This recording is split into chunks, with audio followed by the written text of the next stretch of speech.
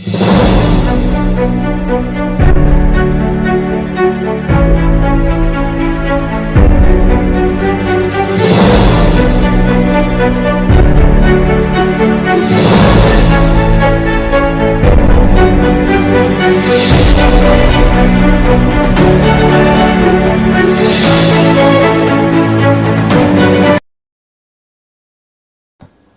విషయం సరిగా అర్థం కావాలంటే మీలో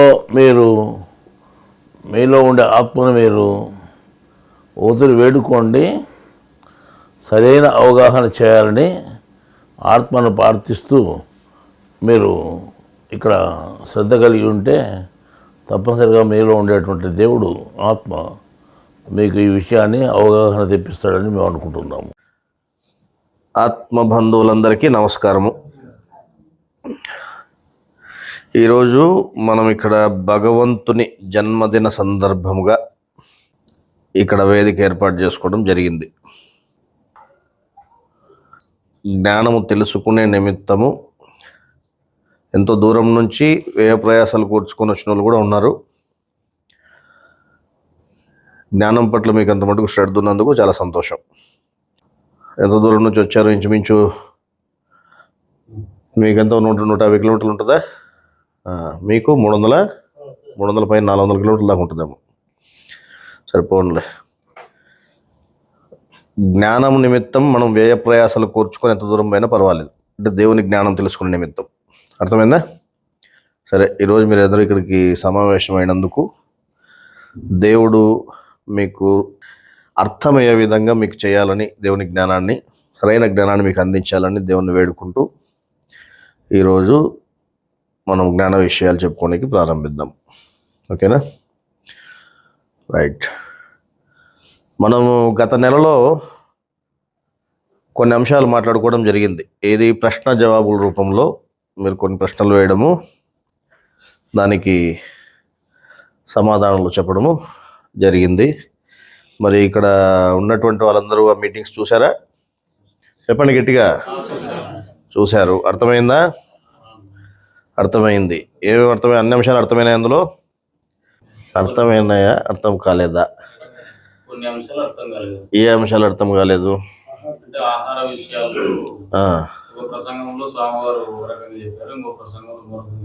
రైట్.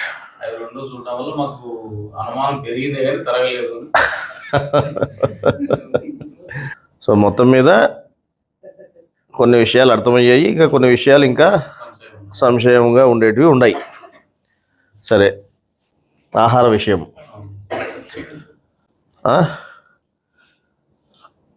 ఆహార విషయము అనే దాని గురించి గతంలో మనం ఏం చెప్పాము? గత మీటింగ్లో ఆహార విషయాలన్నీ ప్రపంచ సంబంధమైనవి, అది కర్మకు సంబంధించి ఉన్నటువంటివి మనం చెప్పామా? దైవ గ్రంథంలో ఉండేది చెప్పామా? దైవ గ్రంథంలో ఉన్నటువంటి దాన్నే మనం చదివి వినిపించడం జరిగింది. అది ప్రపంచ సంబంధమైనవి, కర్మకు సంబంధించినటివి, దేవుని జ్ఞానానికి సంబంధం లేదు. దేవుడు ప్రపంచ సంబంధమైనటువంటి కర్మల విషయంలో జోక్యం చేసుకోడు. అర్థమైందా? ఆ విషయం మనం గత మీటింగ్లో చెప్పడం జరిగింది. సరే, ఆ తర్వాత కూడా కొంతమంది లేదు, మాకు అలానా త్రైతారాధన గ్రంథంలో స్వామివారు చెప్పారు, 3 రోజులు పవిత్రంగా ఉండాలని చెప్పినారు, దేవుడి మాట మనకు శాసనము, తెల్ల వస్త్రాలే ధరించమన్నాడు 3 రోజులు, కాబట్టి మనం తెల్ల వస్త్రాలు ధరించి పవిత్రంగా ఉందాము, దేవుని మాట శాసనము, మాటకు ముందు ఒకసారి, మాటకు వెనకాల ఒకసారి దేవుని మాట శాసనము అనేది మాట్లాడుతూ ఆ 3 రోజులు పవిత్రంగా ఉండాలని చెప్పినారు. కాబట్టి మనం తెల్ల వస్త్రాలు ధరించి ఉండాలా, పవిత్రంగా రావాలి బయటికి. తర్వాత మాంసాహారం మానేయాలా, ఎందుకంటే అది అపవిత్రమైన ఆహారము అని చెప్పినారు. కాబట్టి దేవుని మాట శాసనము మనం మానేయాలా అని కొంతమంది వీడియోలు చేసి మరి త్రైతారాధన గ్రంథంలోని విషయాల్ని చదివి వినిపించిన వాళ్ళు కూడా ఉన్నారు. మరి తర్వాత వారు చెప్పడమే కాదు, త్రైతారాధన గ్రంథంలో ఉండడమే కాదు, స్వామివారు ఒక మీటింగ్లో కూడా గతంలో 3 రోజులు 3 ధర్మాలకు గుర్తు, 4 రోజులు 4 అధర్మాలకు గుర్తు, జీవుడు అనేవాడు పవిత్రంగా ఉండాలి. రుచి అనేటువంటి దానికి బానిస అయిపోయి మీరు ఈ ఆహారాలకి అలవాటు పడి ఇదవుతున్నారు. ఇది పవిత్రమైన ఆహారం కాదు, పవిత్రమైనది జ్ఞానము. మీరు ఈ అపవిత్రమైనటువంటి ఆహారాల మీద మీరు ధ్యాసను మానుకోండి. అపవిత్రమైనటువంటి ఆహారం మీద మీరు ధ్యాసను మానుకొని పవిత్రమైనటువంటి జ్ఞానం మీద ధ్యాసను కలిగి ఉండండి అని గురువు చెప్పడం జరిగింది ఒక మీటింగ్లో. అదే కాకుండా ఇంకేం చెప్పారు అక్కడ, జ్ఞానం లేనటువంటి వాడిని జీవుణ్ణి, జ్ఞానం లేని జీవుణ్ణి ఏమనాలి? స్త్రీ అనాలి. అర్థమైందా? జ్ఞానం తెలుసుకున్న తర్వాత జ్ఞానం ప్రకారం నడుచుకునే జీవుణ్ణి ఏమనాలి? పురుషుడు అనాలి. జ్ఞానము తెలిసి కూడా అజ్ఞానంగా నడుస్తే వాడిని ఏమనాలి? నపుంసకుడు అనాలి అని చెప్పినారు ఎందులో, అదే మీటింగ్లోనే. అర్థమైందా? ఈ విధంగా త్రైతారాధన గ్రంథంలో కానీ లేదా గతంలో సోమవారం ఒక మీటింగ్లో కానీ ఈ విషయాలు చెప్పడం జరిగింది. దాన్నే మన వాళ్ళు పాటిస్తూ రావడం కూడా జరుగుతూ ఉంది. తర్వాత ఏం చెప్పారు? గత మీటింగ్ మనం పెట్టినటువంటి ఆహార నియమాలకు సంబంధించి ఏ నియమాలు లేవు అని మనం చెప్పడమే కాకుండా గురువు చెప్పినటువంటి ఇంకొక విషయాన్ని కూడా మనం అక్కడ పొందుపరచడం జరిగింది. సోమవారం మీటింగ్ని ఏమని పొందుపరిచాం మనము? అక్కడ ఏం చెప్పారు స్వామివారు? ఆహార విషయము అనేది ప్రపంచ సంబంధమైనది, అది కర్మకు సంబంధించినటువంటి విషయము. నీ కర్మకు సంబంధించిన దాంట్లో దేవుడు ఎటువంటి జోక్యము చేసుకోడు. నువ్వు ఇది తిను, ఇది తినద్దు అని దేవుడు చెప్పడు. దైవ గ్రంథాల్లో దేవుడు ఎక్కడా చెప్పలేదు. దేవుడు ఏది చెప్పినా అది శాసనము, జరిగి తీరుతుంది, జరిగి తీరేదాన్ని శాసనము అని చెప్పినారు. అందువల్ల ప్రపంచ విషయం అది కర్మకు సంబంధించినది. నీ కర్మలో ఏ తినాలని రాసిపెట్టుంటే నువ్వు అదే నీకు దొరుకుతుంది ఆ రోజు. నేను తినను అని ఎంత కూర్చున్నా కూడా నీ కర్మలో ఉంటే తప్పక తినాల్సి వస్తుంది. ఇది శాసనము. అందువల్ల ప్రపంచ సంబంధమైనటువంటి కర్మల విషయాల్లో దేవుడు జోక్యం చేసుకోడు. ఆహార విషయము, ఆహార నియమము దేవుడు చెప్పినాడు అనేది పూర్తి అసత్యము అని గురువే చెప్పినటువంటిది ఇంకో మీటింగ్ మనం పెట్టడం జరిగింది. మరి ఎందుకు ఇది విధంగా రెండు విధాలుగా? సరే, ఇంకో చోట గ్రంథంలో ప్రశ్న జవాబులు గ్రంథంలో కూడా ఏం చెప్పారు? ప్రశ్న జవాబులు గ్రంథంలో కూడా జ్ఞానులకి అంటే బ్రహ్మజ్ఞానులకి, బ్రహ్మ అంటే ఎవరు? అందరికంటే పెద్ద అంటే దేవుడు అని అర్థం. దేవునికి సంబంధించిన జ్ఞానాన్ని ఏమంటున్నాము? బ్రహ్మజ్ఞానము అంటున్నాము. ఇక్కడ ఏం చెప్పారు? బ్రహ్మజ్ఞాని అయిన వానికి ఆహార నియమాలు ఏవి లేవు అని చెప్పాడు. ఎందులో? ప్రశ్న జవాబుల గ్రంథంలో. మరి భగవద్గీత గ్రంథంలో ఏం చెప్పారు? భగవద్గీత గ్రంథంలో కూడా నీ కర్మను బట్టి ఏదైనా నీకు దొరుకుతుంది, కానీ కర్మకు అతీతంగా ఏది నీకు జరగదు అని చెప్పారు. నీ కర్మలో ఏదైతే ఉందో అదే నీకు దొరుకుతుంది అని చెప్పారు. అట్లాగే బైబిల్ గ్రంథంలో కూడా నీ నోట పడేదాని వల్ల నువ్వు అపవిత్రుడివి కాదు, అంటే నోట్లోకి పోయే ఆహారం వల్ల నువ్వు అపవిత్రుడివి కాదు, నోట్లోంచి వచ్చే మాటల వల్ల నువ్వు అపవిత్రుడు అవుతున్నావు అని ప్రభువు కూడా చెప్పడం జరిగింది. అదే విషయం ఖురాన్ గ్రంథంలో కూడా పూర్తిగా దాన్ని కొట్టివేయడం జరిగింది. ఆహార నియమాలు అనేటువంటి దాన్ని దైవ గ్రంథాలలో కొట్టేయడం జరిగింది. అది నీ కర్మకు సంబంధించిన విషయం అని చెప్పడం జరిగింది. ఇదే కాకుండా ప్రశ్న జవాబుల గ్రంథంలో ఇంకో చోట యోగులకు ఆహార నియమాలు ఉన్నాయన్నటువంటి ప్రశ్న దగ్గర కూడా ఆయన ఏం చెప్పారు? యోగులకు ఆహార నియమాలు ఏమాత్రం లేవు, ఇతరులకు నచ్చినట్లుగా యోగులు నడవాలనుకోరు. అర్థమైందా? వాళ్ళు బ్రహ్మ విద్యా శాస్త్రం ప్రకారమే నడచాలనుకుంటారంట. బ్రహ్మజ్ఞానములో ఏదైతే ఉందో దాని ప్రకారమే నడచాలనుకుంటారు, కానీ మాకు నచ్చినట్లు నడచాలని అనుకోరు అని అక్కడ కూడా చెప్పబడింది.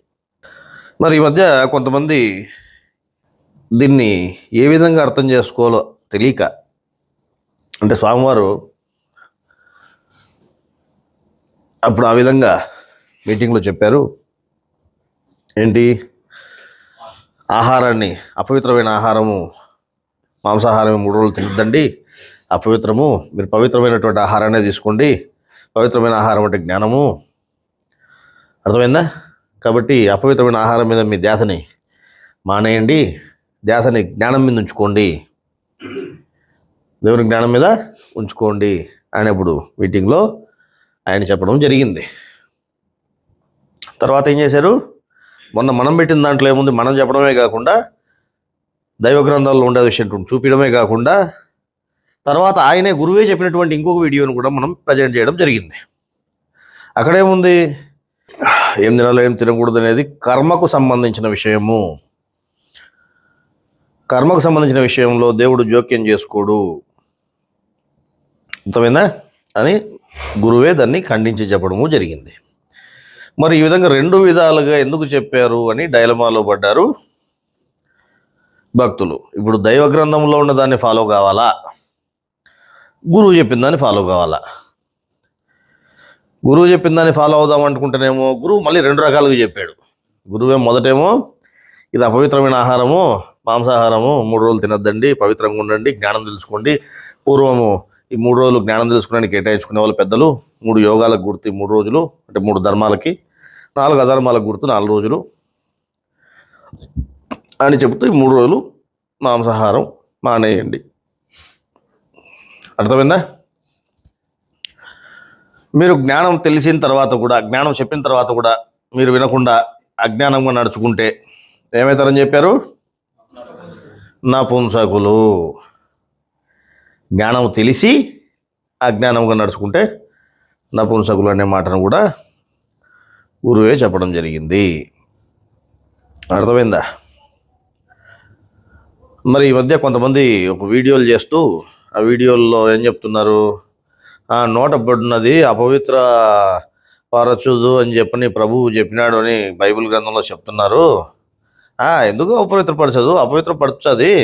మనం సారాయి తాగుతాము, సారాయి తాగితే అది మొత్తం మంచిది కాదని చెప్పినారు కదా గురువు, ఆత్మద్రోహం అని చెప్పినారు కదా, అపవిత్రం అని చెప్పినాడు కదా, మరి సారాయి తాగేది అపవిత్రమే కదా, ఎందుకు అపవిత్రం కాదు అని ఒక ఆయన వీడియో చేసి మరీ చెప్తున్నాడు. నోట పడేదే కదా, నోట పడేది అపవిత్ర పడుతుంది, ఎందుకు వచ్చదు అంటే నువ్వు దైవ గ్రంథంలో దానికే వ్యతిరేకంగా మాట్లాడుతున్నారు కొంతమంది. దైవ గ్రంథంలో ఏదైతే దేవుడు చెప్పినటువంటి ధర్మాలు ఉన్నాయో ఆ ధర్మానికి వ్యతిరేకంగా మాట్లాడే వాళ్ళు ఉన్నారు. గురువు చెప్పినటువంటి త్రైతారాధన గ్రంథంలోని విషయాన్ని చెబుతూ ఇక్కడ గురువు ఈ విధంగా 3 రోజులు తెల్లని వస్త్రాలు ధరించమని చెప్పినాడు. గురువు మాట శాసనము, పవిత్రంగా ఉండాల, 3 రోజులు మాంసాహారం తినద్దన్నాడు, గురువు మాట శాసనము అని వీడియోలు చేసి చెప్పేవాళ్ళు ఉన్నారు. మరి ఇటువంటి విషయాలలో అందరూ గందరగోళమైనటువంటి పరిస్థితి నెలకొంది. మరి గురువు మాట శాసనము అని అంటే, శాసనము అంటే అర్థం ఏం తెలుసా కనీసం?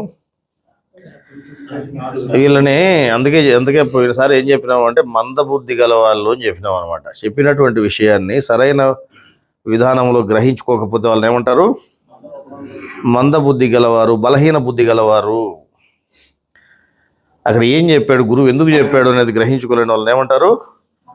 మందబుద్ధి గల వాళ్ళు అంటారు, బలహీన బుద్ధి గల వాళ్ళు అంటారు. గురువు మాట శాసనము అంటే దైవగ్రంథంలో చెప్పింది శాసనం కాదా? ఇది చదివి చెప్తేవి, త్రైతారాధన గ్రంథంలో చదివి ఇది గురువు మాట, ఇది శాసనము అంటివి. ఏది 3 రోజులు తెల్లగడ్డలు వేసుకునేది, పవిత్రంగా ఉండేది, 3 రోజులు మాంసాహారం తినకుండా ఉండేది శాసనము. శాసనం అంటే ఏమిటిది? శాస్త్రబద్ధమైనది శాసనము అంటే శాపం మాది జరిగి తీరునది, జరిగి తీరేదాన్ని శాస్త్రబద్ధమైనది అని చెప్పినారు. అర్థమైందా? దాన్ని శాసనము అన్నారు. ఇప్పుడు దైవ గ్రంథంలో గురువు ఏం చెప్పాడు? అది ప్రపంచ సంబంధమైనది, కర్మను బట్టి ఉంటుంది. నీ కర్మలో ఏది రాసిపెట్టింటే అదే దొరుకుతుంది. నువ్వు తినను అనుకున్నా కూడా నీ ఇష్టం ఏం పని చేయదు, నువ్వు సిగ్గుదామని తినాల్సిందే ఆడ, నీకు అదే రాసిపెట్టున్నప్పుడు అని చెప్పినాడు. అది శాసనము, అది శాసనము, అది శాస్త్రబద్ధమైనది శాసనము. మరి గురువు చెప్పిన మాట శాసనము అన్నప్పుడు మరి గురువు చెప్పినప్పుడే ఎంతోమంది తింటున్నారు అని ఆయనే ఒప్పుకున్నాడు. చెప్పలేదు ఆయన, మేము 3 రోజులు తినొద్దని చెప్తే వెళ్ళే మా ముందరే అన్ని పొట్టాలు ఎత్తుకొని పోతారు, ఇట్లా దాచిపెట్టుకొని పోయడం లేరా? ఆయన ముందరే పొట్టాలు దాచిపెట్టుకొని పోయి తిన్నోళ్ళు ఉన్నారు. ఎంతోమంది ఎన్నో రకాలుగా తిన్నోళ్ళు ఉన్నారు. కొంతమంది అబ్బా గురువు మాట మనం ఖచ్చితంగా తినకూడదని బిర్రుగా ఉన్నోళ్ళు కూడా వేరే వేరే ఊరికి పోయినప్పుడు ఒకసారి ఫోన్ చేసినాడు ఒక ఆయన. ఫోన్ చేసి ఏం చెప్తున్నాడు, అన్నా మేము ఇట్లా పలానా సైడ్కి వచ్చినాము, పలానా ఊరికి వచ్చింటిమి, ఇప్పటికే 3 అయింది, బయటికి పోతే హోటల్లో అన్ని హోటల్ తిరిగినా ఎక్కడ చూసినా ఏం దొరకలేదంట, అంతా మాంసాహారం తప్పితే ఏం దొరకలేదంట, బిర్యానీ తప్పితే. ఆకలి అయితే దిక్కు తెలియక తిన్నాక ఏం తప్పు చేసినామేమో అని లోపల గిలిపడింది అనమాట. మరి శాసనం అయితే జరిగి తీరిండాలి కదా. శాసనం అంటే ఏమిటిది? జరిగి తీరేదని శాసనం అంటారు. మరి గురువు మాట శాసనం అంటే గురువు తినొద్దని చెప్పినాడు కాబట్టి అది శాసనం. ఏడ జరిగి తీరింది? ఏడ జరిగింది? ఎంతమంది తినలేదు గురువు ఉన్నప్పుడు? గురువు ఉన్నప్పుడు ఎంతమంది తినలేదు? ఇప్పుడు ఎంతమంది తినడం లేదు? ఇప్పుడు ఎంతమంది మూసిపెట్టుకుని దాచిపెట్టుకుని తినేవాళ్ళు లేరు? అందువల్ల అది ప్రపంచ విషయము. గురువు చెప్పినాడు వాస్తవమే. కొన్ని నియమ నిబంధనలు అనేటివి జ్ఞానము తెలుసుకునే నిమిత్తం భక్తి అనేది ఉంటుంది కదా. భక్తి అనేటువంటి మొదటి భాగంలో గురువు జ్ఞానం అనే దాన్ని తెలియజేయాలంటే మనిషికి శ్రద్ధ కలగాల. వానికి ముందు శ్రద్ధ బాగా గట్టిగా ఉండాలి, వానికి బలంగా ఉండాలంటే వీడు ఎంత మటుకు గట్టిగా నిలబడతాడని నిమిత్తము కొన్ని నియమాలను పెడతాడు ఆయన మొదట. అర్థమైందా? ఉదాహరణకి మనం చెప్పుకుంటే, ఇప్పుడు మనం జ్ఞానం తెలుసుకునే నిమిత్తము గురువు దగ్గరికి పోతాం భక్తితో. అర్థమైందా? మొట్టమొదటి ఏంటి? ప్రయాణం ఎక్కడ స్టార్ట్ అవుతుంది? మంది భక్తి దగ్గర స్టార్ట్ అవుతుంది. భక్తితో మనం ఏం చేస్తాము? జ్ఞానం తెలుసుకునే నిమిత్తము గురువు దగ్గరికి పోతాం. అంటే ఏమి జ్ఞానం తెలుసుకోవాలి మనము అంటే, మనల్ని పుట్టించినటువంటి తల్లి తండ్రి ఎవడు అంటే, మొత్తం ఈ జీవరాశులందరినీ ఎట్ట పుట్టించినాడు, తల్లి ఎవరు తండ్రి ఎవరు అంటే దేవుడు గురించి, ఈ ప్రకృతిని గురించి, దేవుని గురించి తెలుసుకునే నిమిత్తము మనం ఏం చేస్తాము? గురువును ఆశ్రయిస్తాం. ఆ విధంగా మనం అన్వేషణ చేస్తూ ఉంటాం దేవుడిని గురించి ఎట్లా తెలుసుకోవాలా అని. ఈ విధమైన అన్వేషణలో ఒక గురువు అనే ఆయన మనకు కనిపించాడు అనుకో. గురువు అనే ఆయన కనిపించాడు, ఈయనకు అన్నీ తెలుసు, గురువు కాబట్టి ఈయనకు తెలుసు అనే నమ్మకం మనకు ఏర్పడింది. ఎవరి గురించి? అసలైన తల్లి తండ్రి అంటే దేవుడి గురించి, ప్రకృతిని గురించి ఈయనకు గురువుకు తెలుసు అనే నమ్మకం నీకు ఏర్పడింది. ఆయన ఆశ్రయించి మనం దేవుని విషయాన్ని అంటే వివరాన్ని మాకు తెలపండి అని చెప్పని కోరుకోవడం జరిగిందంట. దేవుని విషయాన్ని తెలపమని గురువుని కోరడం జరిగింది. దానికి ఆయన ఏం చేసినాడు? నేను చెప్పినట్లు మీరు నడుచుకుంటే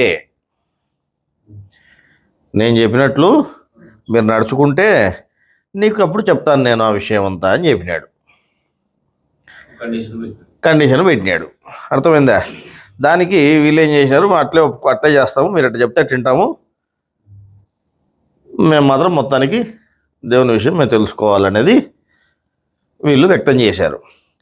ఆయన ఎందుకు ఆ విధంగా చెప్పాడు అంటే, కష్టపడితే కానీ తెలుసుకునే విషయానికి విలువ ఉండదంట. కష్టపడితే కానీ తెలుసుకునే విషయానికి విలువ ఉండదని తెలిసినటువంటి ఆయనకి ఇష్టం వచ్చినటువంటి నియమాలను కొన్నిటిని చెప్పి వీటి ప్రకారం నడుచుకున్నప్పుడే నీకు దేవుడు ప్రకృతి విషయం చెప్తాను అని చెప్పినాడు. అంటే వానికి ఎంత శ్రద్ధ ఉందో అని తెలిసేదాని నిమిత్తం ఆ విధంగా ఆయన నియమాలు ఉంచినప్పటికీ, ఎన్నో నియమాలను ఆయన పెట్టినప్పటికీ వాస్తవముగా దేవునికి ఆ నియమాలకు ఏ సంబంధం లేదు. వానిలోని శ్రద్ధను తెలిసేదానికి ఆ విధంగా చెప్పాడు ఆయన. అంటే వాడి శ్రద్ధను పెంపొందించే నిమిత్తము ఆ విధంగా కొన్ని నియమాలు చెప్పాడు. నా మాట ప్రకారం నువ్వు ఆచరిస్తూ ఉంటే, నువ్వు నా మాట కరెక్ట్గా వింటున్నావని నాకు నమ్మకం కలిగినప్పుడు నీకు నీ తండ్రిని గురించి తెలియజేస్తాడు, దేవుని గురించి నీకు అప్పుడు చెప్తాను అని అని చెప్తే వీళ్ళు కూడా అట్లే శ్రద్ధగా నడుచుకోవడం జరిగింది. అర్థమైందా? అంటే ఎందుకు చెప్పాడు ఆయన? ఎందుకు ఆ విధంగా గురువు చెప్పాడు? ఇది నిజంగా దేవునికి సంబంధించినటువంటివేనా నియమాలన్నీ అంటే దేవునికి సంబంధించినట్టు కావు. నా మాట వింటారా లేదా అని వారిని తన మాట వినేటట్లు చేసుకునే దానికి, అంటే ఆయన చెప్పిన దాన్ని వీళ్ళు నమ్మాలి కదా. ఆయన మీద అంతటి విశ్వాసం నమ్మకం కలిగినప్పుడే వింటారు చెప్పినటువంటి మాటని. అందుకు నమ్మేటట్టు చేసుకునే దానికి, అతని మాట వినేటట్టు చేసుకునే దానికి, దేవుని మీద శ్రద్ధను పెంచేదానికి ఈ నియమాలని పాటించాలని చెప్పినాడంట. కానీ వాటికి దేవునికి ఏమైనా సంబంధం ఉందా? ప్రకృతికి కానీ దేవునికి కానీ లేదా ఆయన పెట్టిన నియమాలకు కానీ ఏమైనా సంబంధం ఉందా అంటే ఏ సంబంధము లేదు. చెప్పబడిన నియమాలన్నీ ఎవరికి సంబంధించినటివి? గురువుకు సంబంధించినటివే. అర్థమైందా? చెప్పబడిన నియమాలన్నీ ఎవరికి సంబంధించినటివి? గురువుకు సంబంధించినటివే అని అన్నప్పుడు అర్థమైందా? ఆ విధంగా మనము తల్లిదండ్రులని తెలుసుకోవాలని మనం గురువుని ఆశ్రయించడం జరిగింది. గురువు ఏం చేశాడు? మనకు కొన్ని నియమాలని ఏర్పాటు చేశాడు. ఇదే త్రైతారాధన గ్రంథంలోనే పూర్వం పెద్దలు ఈ విధంగా చేసేవారు అని చెబుతూ, ఎందుకు ఆ విధంగా చేసేవారు అంటే భక్తిలో వాళ్ళకి క్రమశిక్షణ, భక్తిలో జ్ఞాన మార్గంలో ముందుకు పోవాలంటే వాళ్ళకి క్రమశిక్షణ అలవాటు చేసే నిమిత్తము ఇవన్నీ ఏర్పాటు చేశారనేటువంటి విషయం కూడా చెప్పడం జరిగింది. అంతేకాకుండా త్రైతారాధన అనేటువంటి విషయాన్ని ఏం చెప్పారు? ఈ 3 యోగముల సారాంశం త్రైతారాధన అని చెప్పారు. అంటే అర్థం ఏంటి? 3 యోగముల సారాంశం త్రైతారాధన అంటే ఏమిటి? అంటే 10 నిమిషాలు ఆరాధన చేస్తే సరిపోతుందనే అట్లే కదా అనుకున్నారు అందరూ. 3 యోగములు, త్రైతము అంటే ఏంటి? 3 అని అర్థము. ఆరాధనలు, 3 ఆరాధనల్ని కలిపి త్రైతారాధన అన్నారు. అంటే 3 యోగాల్ని కలిపి త్రైతారాధన అన్నారు.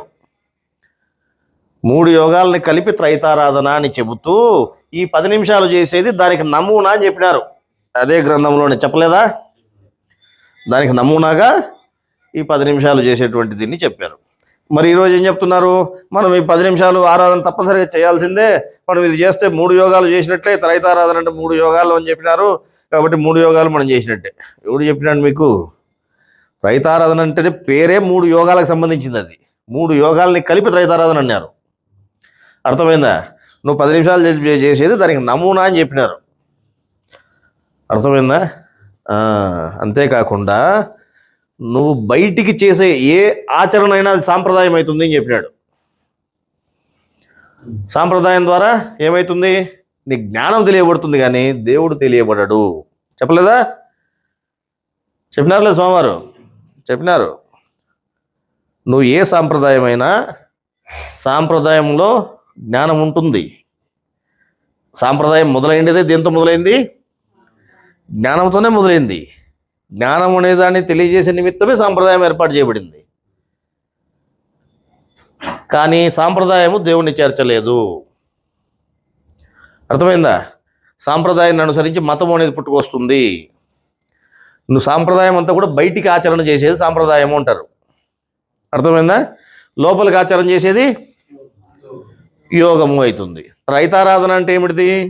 లోపలికి నువ్వు ఆరాధన చేసేటువంటి 3 యోగాలని కలిపి త్రైతారాధన అని చెప్పారు. వాటి నమూనాగా బయట నువ్వు చేసి చూపించేదాన్ని, వాటి నమూనాని మీరు ఈరోజు ఆచరణ చేస్తున్నారు బయట. దాన్ని ఏమన్నారు? దాన్ని ఏమన్నారు? అప్పుడు నువ్వు శరీరం బయటికి చేసే ఏ పనైనా సాంప్రదాయమే తేల్చేసినాడు కదా పెద్ద ఆయన. ఈవెన్ ఉత్సవాలు, కృష్ణాష్టమి ఉత్సవాల గురించి కూడా చెప్తూ మీరు బయటికి చేసే ప్రతిదీ సాంప్రదాయమే.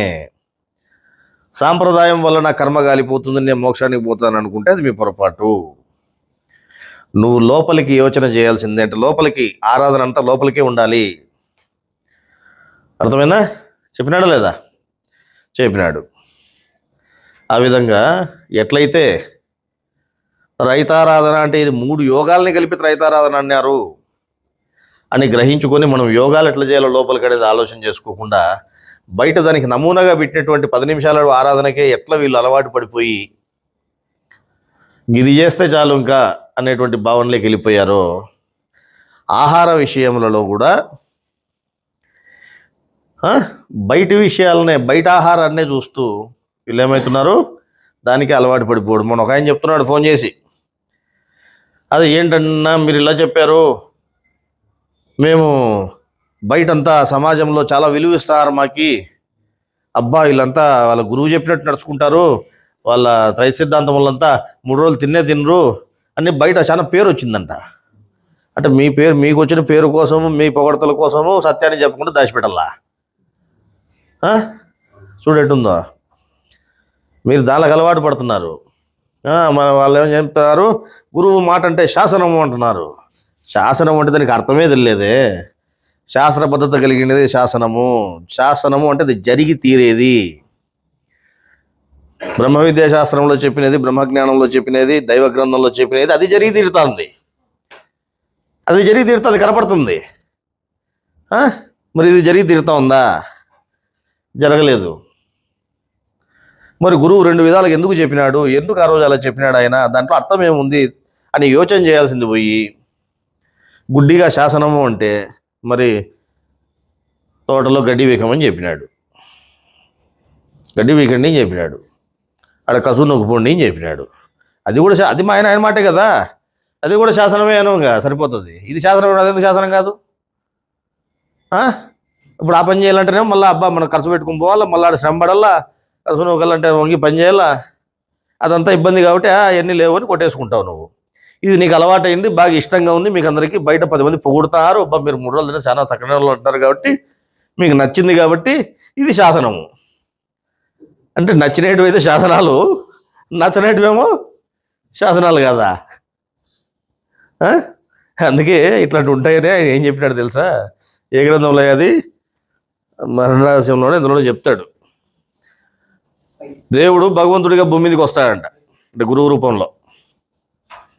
ఆ విధంగా ఆయన భూమి మీదకి వచ్చినప్పుడు ఆయన నివసించిన ప్రదేశాలను కానీ,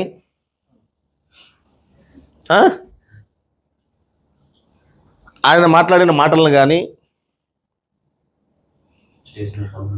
ఆయన చేసినటువంటి పనులను కానీ నువ్వు గొప్పగా పెట్టుకున్నావంటే నువ్వు మోసపోయినట్లే. గురువు భూమి మీద ఉన్నప్పుడు ఆయన చేసిన పనులు, ఆయన నివసించిన ప్రదేశాలు, ఆయన చెప్పినటువంటి మాటలు, దేన్ని నువ్వు గొప్పగా పెట్టుకోకూడదు. కేవలం ఆయన చెప్పిన జ్ఞానాన్ని మాత్రమే గొప్పగా తీసుకోవాలా అని చెప్పినారు. అర్థమైందా? ఆయన చెప్పిన జ్ఞానాన్ని మాత్రమే గొప్పగా తీసుకోవాలా. జ్ఞానం ఏమవుతుంది? శాసనం అవుతుంది. జ్ఞానము శాసనము అంటే శాస్త్రబద్ధత కలిగి ఉండేది అవుతుంది, అది జరిగి తీరేది అవుతుంది. అర్థమైందా? శాసనం కాని మాటలన్నీ ఏమవుతాయి? కేవలం మాటలుగానే మిగిలిపోతాయి, అది శాసనం కాదు. అర్థమైందా? మీరు ఆ రోజు మరి ఆయన చెప్పినారు, వాస్తవమే. ఆ రోజు ఆయన చెప్పినట్టుగా నడుచుకున్నటువంటి వాళ్ళు ఉన్నారు. నడుచుకున్నటువంటి వాళ్ళకి ఏమైంది? అది ఆయన మీద భావంతో, నువ్వు గొప్ప భావంతో నువ్వు ఆయన చెప్పినట్టు నడుచుకున్నావు కాబట్టి నీకు అది సేవ్ అయింది.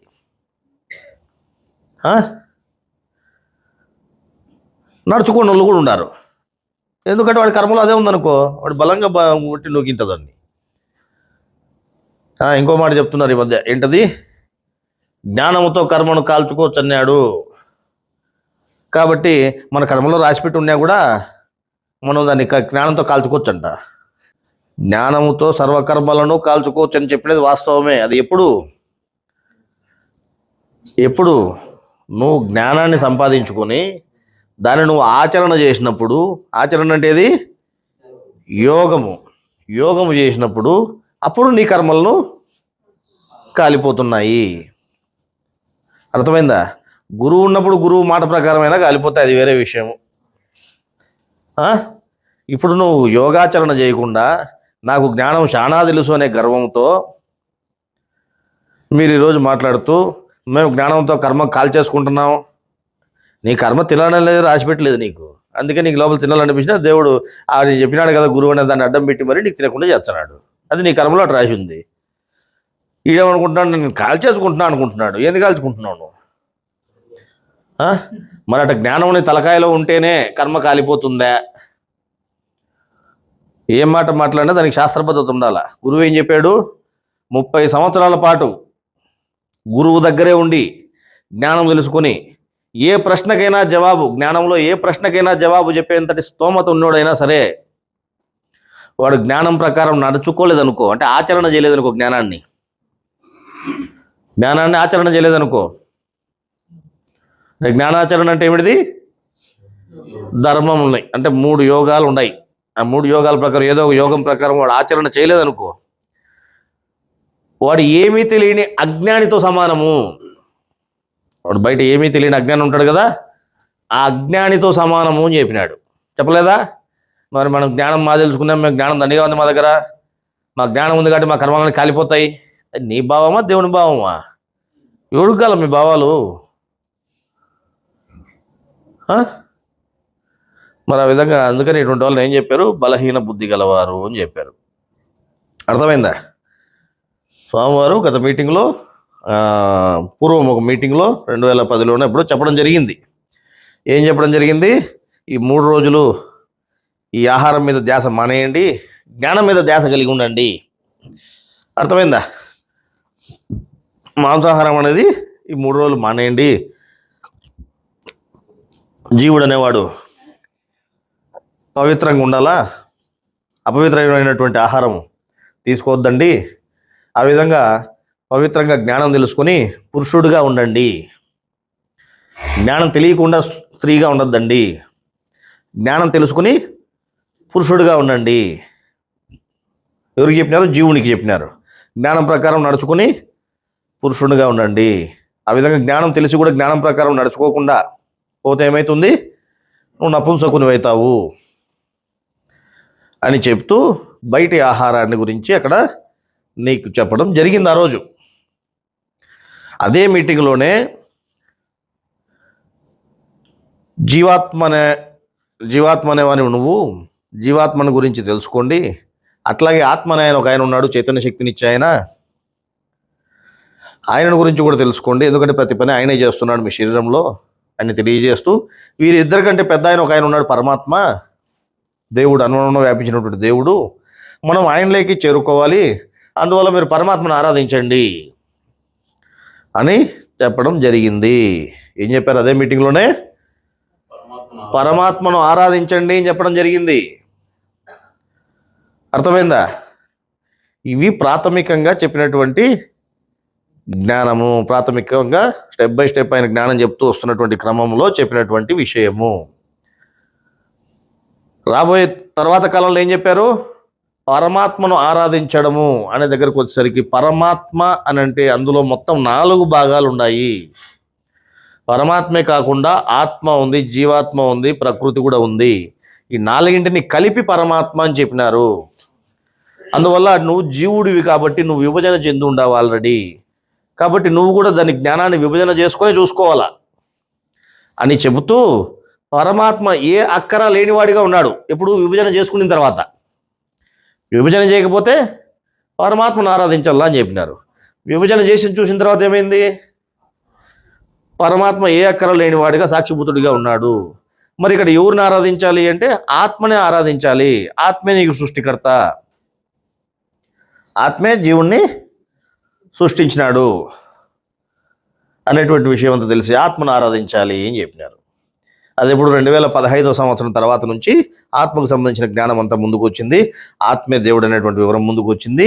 ఈ విభజన ఏ విధంగా చేసుకునేటువంటి విషయం కూడా గ్రంథాలలో బయటికి రావడం జరిగింది. మరి అంతకు ముందంతా పరమాత్మనే ఆరాధించండి అని చెప్పినారు.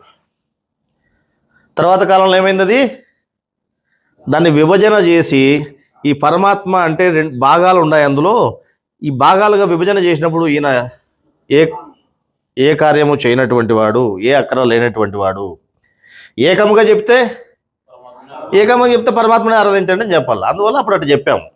మీకు ఇప్పుడు ఇంకా జ్ఞానం తెలియజేసే నిమిత్తం ఇంకా వివరం చెప్తున్నాము, ఇప్పుడు ఇంకా లోతుగా చెప్తున్నాము అని చెప్తూ విభజన చేసి చూపించి, మీరు ఇప్పుడు ఆరాధన చేయాల్సింది ఎవరిని? ఆత్మను ఆరాధన చేయాలి. ఈయనను ఆరాధన చేస్తేనే యోగం అవుతుంది అని యోగ సమాచారాలు కూడా చెప్పడం జరిగింది. ఆ విషయం చెప్పినప్పుడే ఇంకా లోతుగా ఏం చెప్పారు? ద్రవ్య యజ్ఞము, జ్ఞాన యజ్ఞము అనేటువంటి సమాచారాన్ని కూడా తెలియజేయడం జరిగింది. అర్థమైందా? ఏంటి ద్రవ్యయజ్ఞం అంటే? ద్రవ్యయజ్ఞం అంటే ఏంటి? మనం తినే ఆహారం లోపల జఠరాగ్నిలో కాల్చివేసే దాన్ని ఏమంటారు? ద్రవ్యయజ్ఞము. జ్ఞానయజ్ఞం అనేది మన తలలో జరిగేది, అంటే ప్రపంచ జ్ఞానాన్ని లేకుండా చేసేది, కాల్చివేసేది అనేది ఈ రెండింటి విషయం చెబుతూ, ఇది మనం ద్రవ్యయజ్ఞం అనేది అంటే మనం తినే ఆహారం, అది కర్మకు సంబంధించింది. ఆహారం అనేటివి 2 భాగాలు చేసి చెప్పిన తర్వాత, అప్పుడు ఆ మీటింగ్ చెప్పినప్పుడు 2 రకాల ఆహారం గురించి చెప్పలేదు. అప్పుడు ఆహారం అనేది 2 భాగాలుగా ఉందని చెప్పలేదు. తర్వాత కాలంలో ఆహారం 2 భాగాలుగా ఉంది అని చెప్పినారు. 2 భాగాలుగా ఉండి అక్కడ ఆ మీటింగ్లో ఏం చెప్పినారు? జీవుడు పవిత్రంగా ఉండాలని చెప్పారు. జీవుడు జ్ఞానాన్ని తెలుసుకోవాలి, అపవిత్రమైనటువంటి ఆహారాన్ని తీసుకోకూడదు. అపవిత్రమైన ఆహారం తీసుకుంటూ అపవిత్రుడు అవుతున్నాడు. జీవుడు పవిత్రంగా ఉండాలంటే జ్ఞానాన్ని తెలుసుకోవాలి, ఆ ధ్యాస ఆహారం మీద మానేయాల 3 రోజులు అక్కడ చెప్పడం జరిగింది. తర్వాత కాలంలో ఏం చేశారు? ఆహారం అనేది 2 విధాలుగా ఉంది. అర్థమైందా? ఇది శరీరానికి సంబంధించిన ఆహారం వేరు, జీవునికి సంబంధించిన ఆహారం వేరు. అర్థమైందా? జీవునికి సంబంధించిన ఆహారం వేరు. మరి ఇప్పుడు అపవిత్రమైన ఆహారం అంటే ఏది? మొదట్లోనేమో ఆహారం గురించి చెప్పినారు, మొదట్లోనేమో పరమాత్మను ఆరాధించమన్నారు. తర్వాత కాలంలో విభజన చేసి పరమాత్మలో ఇన్ని భాగాలు ఉన్నాయి కాబట్టి ఇందులో ఈ భాగాన్ని నువ్వు ఆరాధించాల్సిందేమని ఆత్మను ఆరాధించమని చెప్పినారు. అట్లాగానే ఆహారం అనే దాని గురించి చెప్పినారు, అపవిత్రత అనే దాని గురించి చెప్పినారు. జీవుడు పవిత్రంగా ఉండాలంటే దేవుడి జ్ఞానాన్ని తెలుసుకోవాలనే విషయం కూడా చెప్పినారు. అపవిత్రమైన ఆహారం ముట్టుకోకూడదని కూడా చెప్పినారు. తర్వాత కాలంలో ఏం చేశారు? దీన్ని విభజన చేసి ఆహారం అనేది 2 భాగాలుగా ఉంది. నువ్వు తినేటువంటి ఆహారము జీవునికి సంబంధించింది కాదు, అది శరీరానికి సంబంధించిన ఆత్మకు సంబంధించింది అని చెప్పారు. చెప్పలేదా? నువ్వు తినేటువంటి ఆహారము ఆత్మకు సంబంధించింది, అది శరీరానికి సంబంధించింది. శరీరం ఆరోగ్యం అనారోగ్యాలకు సంబంధించింది. కర్మను బట్టి నేను ఎట్టు నడపాలో దాని తగ్గట్టుగా నీ ఆహారం నిర్ణయం అయి ఉంటుంది. ఇప్పుడు ఇక్కడ అపవిత్రుడయ్యేది ఎవరు? జీవుడు. జీవుడు అపవిత్రుడయ్యేదానికి ఆహారం ఏమిటిది అంటే గుణ విషయాలనేటువంటి ఆహారము జీవుణ్ణి అపవిత్రం చేస్తూ ఉంది అని తర్వాత కాలంలో చెప్పారు. జీవుణ్ణి అపవిత్రం చేసే ఆహారం ఏది? గుణ విషయాలు, ప్రపంచ విషయాలు. గుణ విషయాలు అనేటువంటి ఆహారము జీవుణ్ణి అపవిత్రుని చేస్తూ ఉంది. నువ్వు అపవిత్రుడివి కాకుండా ఉండాలంటే ఏం చేయాలా? ఈ గుణ విషయాలు అనేటువంటి ఆహారం మీద నీ ధ్యాస తగ్గించుకొని జ్ఞాన విషయాలనే దేవుని జ్ఞాన విషయాల మీద నీ ధ్యాసను పెంచుకోవాలా. ఆ విధంగా నీ మనసు బుద్ధి యొక్క ఆరోగ్యాన్ని నువ్వు కాపాడుకోవాలా. నువ్వు శరీరం మీద ధ్యాస మానేయి. ఎప్పుడు చెప్పినాడు అది? తర్వాత కాలంలో అప్డేట్ అయిన తర్వాత జ్ఞానము, నీ శరీరం మీద ధ్యాస నువ్వు మానేవయ్యా, అది కర్మను బట్టి ఉండేది, అది కర్మలో ఏం నిర్ణయించుంటుందో అదే జరిగి తీరుతుంది. నువ్వు అనుకునే కాదనుకునే అది శాసనము. ఏది శాసనము? దైవగ్రంథంలో చెప్పినది శాసనము. కర్మలో నీకు ఏది రాసి పెడితే అదే దొరుకుతుందో శాసనము. అది అట్టే జరిగి తీరుతుంది. ఎందుకంటే అది శరీరానికి సంబంధించింది, ప్రపంచ సంబంధమైంది, కర్మ సంబంధమైనది. అది అర్థమైందా? ఇక్కడ నువ్వు జీవుడు పవిత్రంగా ఉండాలి అంటే అపవిత్రమైనటువంటి ఆహారానికి దూరంగా ఉండాలి. ఏమిటిదా అపవిత్రమైన ఆహారము? ఆహారం విభజన చేయనంత కాలం ఏం చేసినాము? ఆయన బయట ఆహారాన్ని ఉదాహరణకు చూపించి మనకు అక్కడ చెప్పడం జరిగింది. విభజన చేసిన తర్వాత ఏం చెప్పాడు? ఒరే అది ప్రపంచ సంబంధమైనది, అది నీ కర్మను బట్టి ఉండేది, అయినా అసలు నీకు ఆహారమే కాదు అది అన్నాడు. నీకు ఆహారం కానే కాదు అది.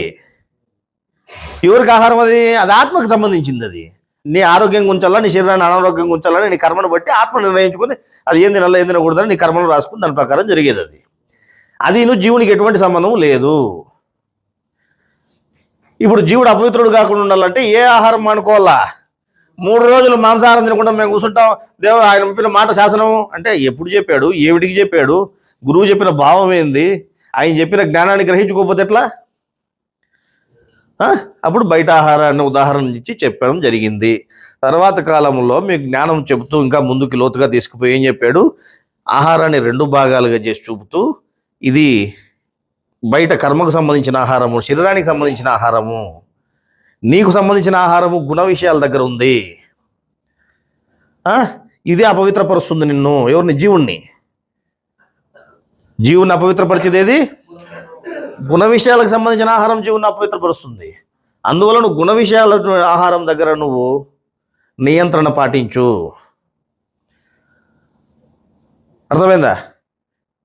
అప్పుడు నీ మనస్సు బుద్ధి అనేటివి ఆరోగ్యంగా ఉంటాయి. జ్ఞానం అనే ఆరోగ్యాన్ని దానికి ప్రసాదించు. అప్పుడు నీకు ఎల్లవెల్లా నీ మనసు బుద్ధి నీకు దేవుణ్ణే గుర్తు చేస్తాయి. అప్పుడు అది ఏమవుతుంది? యోగమవుతుంది, జ్ఞానయజ్ఞం అవుతుంది. ప్రపంచ జ్ఞానాన్ని కాల్చివేయడము, లేకుండా చేసుకోవడము నీ ధ్యాసలో. ప్రపంచ ధ్యాస లేకుండా పోయిందనుకో ఏమవుతుంది? దేవుని మీద ధ్యాస ఉంటుంది. దేవుని మీద ధ్యాస ఉన్నప్పుడు ఏమవుతుంది? ఆటోమేటిక్గా యోగం అవుతా ఉంది. అర్థమైందా?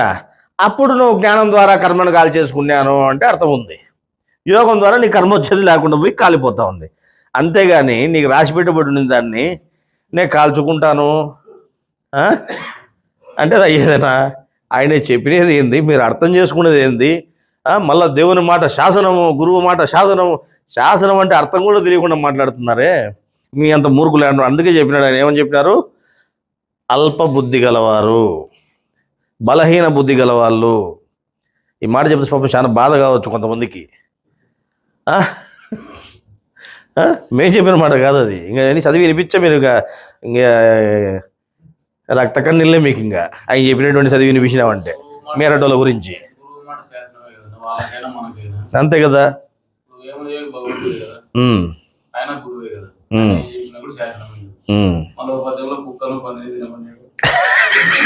అదే కదా. కుక్కను తిన్నవాడు గురులింగ జంగడు, పందిని తిన్నవాడు పరమయోగి, ఏనుగుడు తిన్నవాడు ఎంత సుజ్ఞానం. మరి గురువు మాట శాసనం అని కుక్కను పందిని ఏనుగుడు తిరుగుతూ కూర్చుంటే సరిపోతుంది. ఆయన ఏంటి చెప్పినాడు? ఆయన భావం ఏంది, ఇంకోటి ఏంది? ఇట్లే ఉంటాయి వీళ్ళు యోచనలు అన్నీ. అందువల్ల ఇప్పుడు అర్థమైందా మీకు? గురువు అప్పుడు ఎందుకు ఆ మాట చెప్పినాడు, తర్వాత కాలంలో ఆహారం అనే దాన్ని 2 విధాలుగా ఎట్లా చెప్పినారు, అప్పుడు ఇది ఏ విధంగా ప్రాధాన్యత లేని విషయం అయిపోయింది. శరీర ఆహారం అనేది ప్రాధాన్యత లేని విషయం ఎందుకు అయింది? ఎందుకు జీవుడు అపవిత్రుడు కాలేదు అక్కడ? ఎందుకు అపవిత్రుడు కాలేదు అంటే నీకు అది ఆత్మకు సంబంధించినది. ఆ శరీర ఆరోగ్యం అనారోగ్యాలకు సంబంధించినది. అద్దాయి కడతా దాంట్లో ఉండాలి కదా. దాంట్లో ఇక్కడి ఏమనంటే నోట పడేదనుకుంటా ఏం చెప్తారు వీళ్ళు, నోట పడేదనుకుంటా అపవిత్రుడు కాడన్నారు. మరి సారాయి తాగుతాడు కదా, సారాయి తాగుతూ నోట పడేదే కదా సారాయి. ఒక ఆయన ఎవరో చెప్తున్నాడు మొన్న, నోట పడేదే కదా సారాయి. అక్కడ ఏం చెప్పినారు? నోట పడే ఆహార విషయాల గురించి చెప్పినారు. సారాయిన ఆహారం అని ఎవడయా చెప్పినోడు నీకు? జ్ఞానం అనేవాడు ఎవడన్నా సారాయిన ఆహారం అంటాడా? మీకు కనీసం ఆ జ్ఞానం కూడా మీకు అర్థం కాలేదు అని అర్థమవుతుంది. ఏం చెప్పినారు? ఇగో మత్తు పదార్థములు ఆహార పదార్థములు అవునా కాదా అనే ప్రశ్న వేసి మరి ఆహార పదార్థాల్లోకి మత్తు పదార్థాలు చేరవు, ఆహార పదార్థాల్లోకి మత్తు పదార్థాలు చేరవు అని చెప్పి ఇంత క్లియర్గా చెబితే మత్తు పదార్థాలు అంటే విషముతో సమానము, ఆత్మకు హాని చేయనది మత్తు. ఆహారం ఏం చేస్తుంది? ఆత్మకు కావాల్సిన శక్తి వరకు ఉపయోగపడతా ఉంది. మత్తు ఆత్మకు ఉండే శక్తినే హరించి వేస్తూ ఉంది. అందువల్ల ఆత్మకు చెడుపు చేయునది మత్తు. కావున మత్తు పదార్థములు సేవించు వారికి పెద్ద పాపం వస్తుంది అని చెప్పడం జరిగింది. మరి మత్తు పదార్థానికి ఆహార పదార్థానికి తేడా లేదమయ్యా? ఆహార పదార్థం శరీరానికి బలాన్ని ఇచ్చేది, అదేమో మొత్తానికే బలం లేకుండా చేసేది. దానికి దీనికి సంబంధం లేదా? అది కూడా నోటపడేది అపవిత్రం అవుతారు. ఎందుకు కాదు? దేవుడు ఆడు చెప్పినాడు, బైబిల్లో చెప్పినాడు, దాన్ని పట్టించుకోకూడదు. బైబిల్లోది అబ్బా అది శాసనం కాదు. మనం గురువు మాట నిలబెట్టాలా, ఎత్తుకోవాలా, మొయ్యాలా. గురువు మాటను మొయ్యాలంట. జ్ఞానాన్ని మొయ్యరు ఇల్లు. గురువు చెప్పిన జ్ఞానాన్ని మొయ్యరు, గురువు చెప్పిన జ్ఞానాన్ని నిలబెట్టరు, గురువు చెప్పిన మాటను నిలబెట్టాలా అంటారు అనమాట. నువ్వేది నిలబెట్టేది? మీకు జ్ఞానం ఏదో అజ్ఞానం ఏదో అర్థం కాకుండా అక్కడికి మనం చెప్పినాం. ఇంత లోతుగా చెప్తే వీళ్ళకి ఎక్కదులే అని గ్రంథంలో, దైవ గ్రంథంలో ఉండేటువంటి విషయాన్ని మనం వినిపిస్తూ, బైబిల్ గ్రంథంలోది వినిపించాము, ఖురాన్ గ్రంథంలోది వినిపించాము, ఇంకా ఎక్కడో చెప్పినటువంటి విషయాన్ని కూడా మనం వినిపిస్తూ ఆహార నియమాలు అనేటివి జ్ఞానముకి లేవు అని చెబుతూ మళ్ళీ స్వామివారు చెప్పినటువంటి విషయాన్ని కూడా మనం అక్కడ యాడ్ చేసి మరీ చూపించడం జరిగింది. చూపిస్తే స్వామివారు అంత ముందు పూర్వం చెప్పినటువంటి పాత వీడియోని పెట్టుకొని ఇది ఈయన అబద్ధం చెప్తున్నాడు, లేకపోతే మనల్ని మోసం చేయడానికి చెప్తున్నాడు, కలవరపరిచేదానికి చెప్తున్నాడు, గుంపుని చెదరగొట్టడానికి చెప్తున్నాడు అని మాట్లాడిన వాళ్ళు గలరు. అర్థమైందా? మరి అటంటే మరి స్వామివారు చెప్పినటువంటి ఈ మీటింగ్ ఏం కావాలని ఇంకోటి పెడితే అప్పుడు తలకాయ బరుక్కొని అవునే మళ్ళీ స్వామి రెండో రకం కూడా చెప్పినాడే, అయితే ఇది యోగులకు చెప్పిండొచ్చులే జ్ఞానులకు కాదు, యోగులకు చెప్పి అంటే నీ బుద్ధి పుట్టినట్టు సరి చేసుకుంటావా? ఆయన ఒక ఆయన చెప్పి యోగులకి తిరువాత పెట్టినాడంట. యోగి అయితే వాడి కనుక వాడు కాల్చుకుంటాడు, ఈడేంటి తిరువాత పెడతాడు? యోగులకి తిరువాత పెట్టినాడు అంటాడు. అంటే జ్ఞానులకు తిరువాత పెట్టలేదా? అడే చేసినారు, అడే చెప్పినారు బ్రహ్మజ్ఞాని అయిన వానికి ఆహార నియమాలు లేవు అని ఆడరాసి ఉంటే అది యోగులకు చెప్పిండేది అంటారు అనమాట. అంటే నువ్వు బ్రహ్మజ్ఞానివి కాదా? అర్థమైందా? జ్ఞానం తెలుసుకునే నిమిత్తం నియమాలు పెట్టచ్చు గురువు. జ్ఞానం తెలుసుకునే నిమిత్తము నీకు కఠినమైన పనులు పెట్టచ్చు, నియమాలు పెట్టచ్చు, ఏమైనా పెట్టచ్చు. ఇందాక మనం చెప్పుకున్నాం కదా, అట్లా నువ్వు జ్ఞానం తెలిసిన తర్వాత నువ్వు జ్ఞానం ప్రకారం నడుచుకోవాలా. జ్ఞానం ప్రకారం నడుచుకోవాలంటే ఏం చేయాలా? నీ గుణ విషయాలు అనేటువంటి ఆహారము ఉంది కదా, దాన్ని నువ్వు నియంత్రణలో పెట్టుకొని దాని మీద ధ్యాస లేకుండా పవిత్రంగా దేవుని జ్ఞానాన్ని తలకాయకి ఎక్కించుకునే దానికి చూడాల నువ్వు. అది గురువు చెప్పినట్లు జ్ఞానయుక్తంగా నడుచుకున్నట్లయితుంది. మీరు మరి గురువు చెప్పిన జ్ఞానాన్ని అంతా పక్కన పెట్టి 2 విధాల ఆహారం ఉందనే దాన్ని పక్కకు పెట్టి అది ప్రపంచ సంబంధమైన ఆయన కొటేషన్ దాన్ని పట్టుకొని మీరు 3 రోజుల ఆహార నియమాలు పాటించుకుంటూ పోతే మిమ్మల్ని ఏమనాలి? ఇప్పుడు మీరు గురువు చెప్పిన జ్ఞానం ప్రకారం నడుచుకున్న వాళ్ళనల్లా, జ్ఞానానికి వ్యతిరేకంగా నడుచుకుంటానే వాళ్ళనల్లా? చెప్పండి. జ్ఞానం తెలిసి కూడా జ్ఞానం ఆయన చెప్పిన జ్ఞానాన్ని కన్సిడర్ చేయకుండా మీకు ఇష్టమైన దానికి కట్టుబడి మీరు నడుచుకుంటున్నారు. మిమ్మల్ని ఇప్పుడు ఏమనల్లా? వీళ్ళు స్త్రీలు కాదు, అతని పురుషులు కాదు, ఏమనాలి మిమ్మల్ని? నపుంసకులు అనల్లా. ఏం చెప్పినాడు ఆయన? జ్ఞానం తెలిసిన తర్వాత కూడా నువ్వు తెలిసినట్టు నడుచుకోకపోతే, అంటే చెప్పినట్లు అక్కడ జ్ఞానంలో ఉన్నట్టుగా నువ్వు నడుచుకోకపోతే ఏమవుతుంది? మిమ్మల్ని నపుంసకులు, వాడు ఏ శరీరంలో ఉండి, స్త్రీ శరీరంలో ఉండి, పురుషుడి శరీరంలో ఉండి ఆ జీవుని ఏమనాలి? అప్పుడు నపుంసకుడు అనాల. నేను పంది మాంసం తినొద్దు అని చెప్పినాను. సరే, నేను చెప్పినది ఏమిటిది? నువ్వు అర్థం చేసుకునేది ఏమిటిది? అదే మీరు ఇంకోటి మనం లెక్కేసుకుంటే యోగనయోగి ఓ పద్యం చెప్పినాడు అన్నమాట. ఏమని చెప్పినాడంటే, కుక్కను తిన్నవాడు గురులింగ జంగడు, ఏనుగు పద్యం తిన్నవాడు పరమయోగి, ఏనుగు తిన్నవాడు ఎంత సుజ్ఞానో విశ్వదాభిరావు వినరువేమో అన్నాడు. 4 పదాలు చెప్పినాడు. అంటే ఒకడేమనుకుంటే కుక్క తినేవాడు గురులింగ జంగడు, అంటే గురువు అంటే జ్ఞానం చెప్పే గురువుగా తయారవుతాడు కుక్క తినేవాడు. అంటే అంతే కదా అక్కడ ఉండేది. తర్వాత పందులు తినేవాడు పరమయోగి, మంచి యోగి కావాలంటే పందులు తింటే పరమయోగి అవుతాడు అనేది ఆయన చెప్పిన అదే కదా. ఇంకా ఏనుగు తినేవాడు చాలా సుజ్ఞానం అవుతాడు. ఎంత సుజ్ఞానం ఏనుగు తినేవాడు, ఎంత సుజ్ఞానం అన్నది. ఆయన ఎవరో పెద్ద యోగి, వేమన యోగి, ఆయన అంత లేని చెప్పినాడు, బాగా అనుభవంతో చెప్పినాడు అని ఒకడు ఏం చేసినాడంటే నేను గురువు కావాలని కుక్కలు తినేది మొదలుపెట్టినాడంట. ఏమైనా కుక్కలు తినేది మొదలుపెట్టాను అంటే ఇంతవరకు బాగుంటుంది కదా నువ్వు, ఎవరు తిన కుక్కలు తింటాడు అంటే ఎవరైనా మీకు తెలుసు, గురువు కావాలంటే కుక్కలు తింటేనే గురువు అవుతాడంటే పెద్ద రహస్యం ఇది, ఆయన ఏదో యోగి చెప్పినాడు ఈయన అని వాడు మొదలుపెట్టి చెప్పినాడట. వాడు ఎక్కడ చెప్పినాడు అంటే ఇక్కడ చెప్పినాడు చూడు చూపించినాడు. ఒరేది పోలికరా నాయన, నువ్వు కుక్కని తినమని కదా చెప్పేది, ఇది పోలిక చెప్పినాడు ఇక్కడ. నువ్వు ఒకటి చెప్పింటే ఒకటి అర్థం చేసుకుంటే ఎట్లా? మీరు అన్ని తినడానికే బయట దానికే పోల్చుకున్నారు, కానీ లోపల దానికి పోల్చుకోలేదు. జ్ఞానం అంతా పోలికలతో కూడుకుని ఉంటుంది. అందుకే ముందే చెప్పినాడు ముత్సాభిహాత అనే వాక్యాలు చాలా ఉన్నాయి దీంట్లో అని. మళ్ళీ అవి ఉన్నాయని వాళ్ళ మొత్తానికి విడిచిపెడితే ఎట్లా చెప్పండి? మరి అడగకపోతే నీకు ఆహారం ఎవరు? ఏమిటిది? నీకు ఆహారము జ్ఞానం. ఇప్పుడు ఆ జ్ఞానాన్ని నువ్వు ఎట్లా తీసుకోవాలి? ధర్మ సంబంధమైన జ్ఞానాన్ని నువ్వు తీసుకోవాలి, నీ ఆహారంగా తీసుకోది. ధర్మసమ్మతం కానటువంటి పరిశుద్ధంగా ఆహారం తీసుకోవద్దు అని చెప్పినాడు. ఆ పరిశుద్ధం కాని పంది, ధర్మసమ్మతం కాని సత్యం జంతువు. అంటే దాంట్లో చైతన్యమే లేదు, అంటే ఆత్మే లేదు. మరి ఆత్మ లేని జ్ఞానాన్ని నువ్వు స్వీకరిస్తే ఏం ప్రయోజనము? అది ఆత్మజ్ఞానం కాదు, అది ప్రపంచ జ్ఞానం అవుతుంది ఎట్లా చెప్పుకున్నా కానీ అటువంటి జ్ఞానాలు నేను ఎప్పుడు చెప్పలేదు. మీరు నా మీద అబద్ధాలు ఆపాదించొద్దండి. ఇప్పుడు ఆహారము అనేది ముందే నిర్ణయించాను, బయట ఆహారంతో నీకు సంబంధం లేదు. ఇప్పుడు నేను ఈ బయట ఆహారం పోలిక చెప్పింది పోలిక, కానీ నేను బయట ఆహారం గురించి చెప్పలేదు.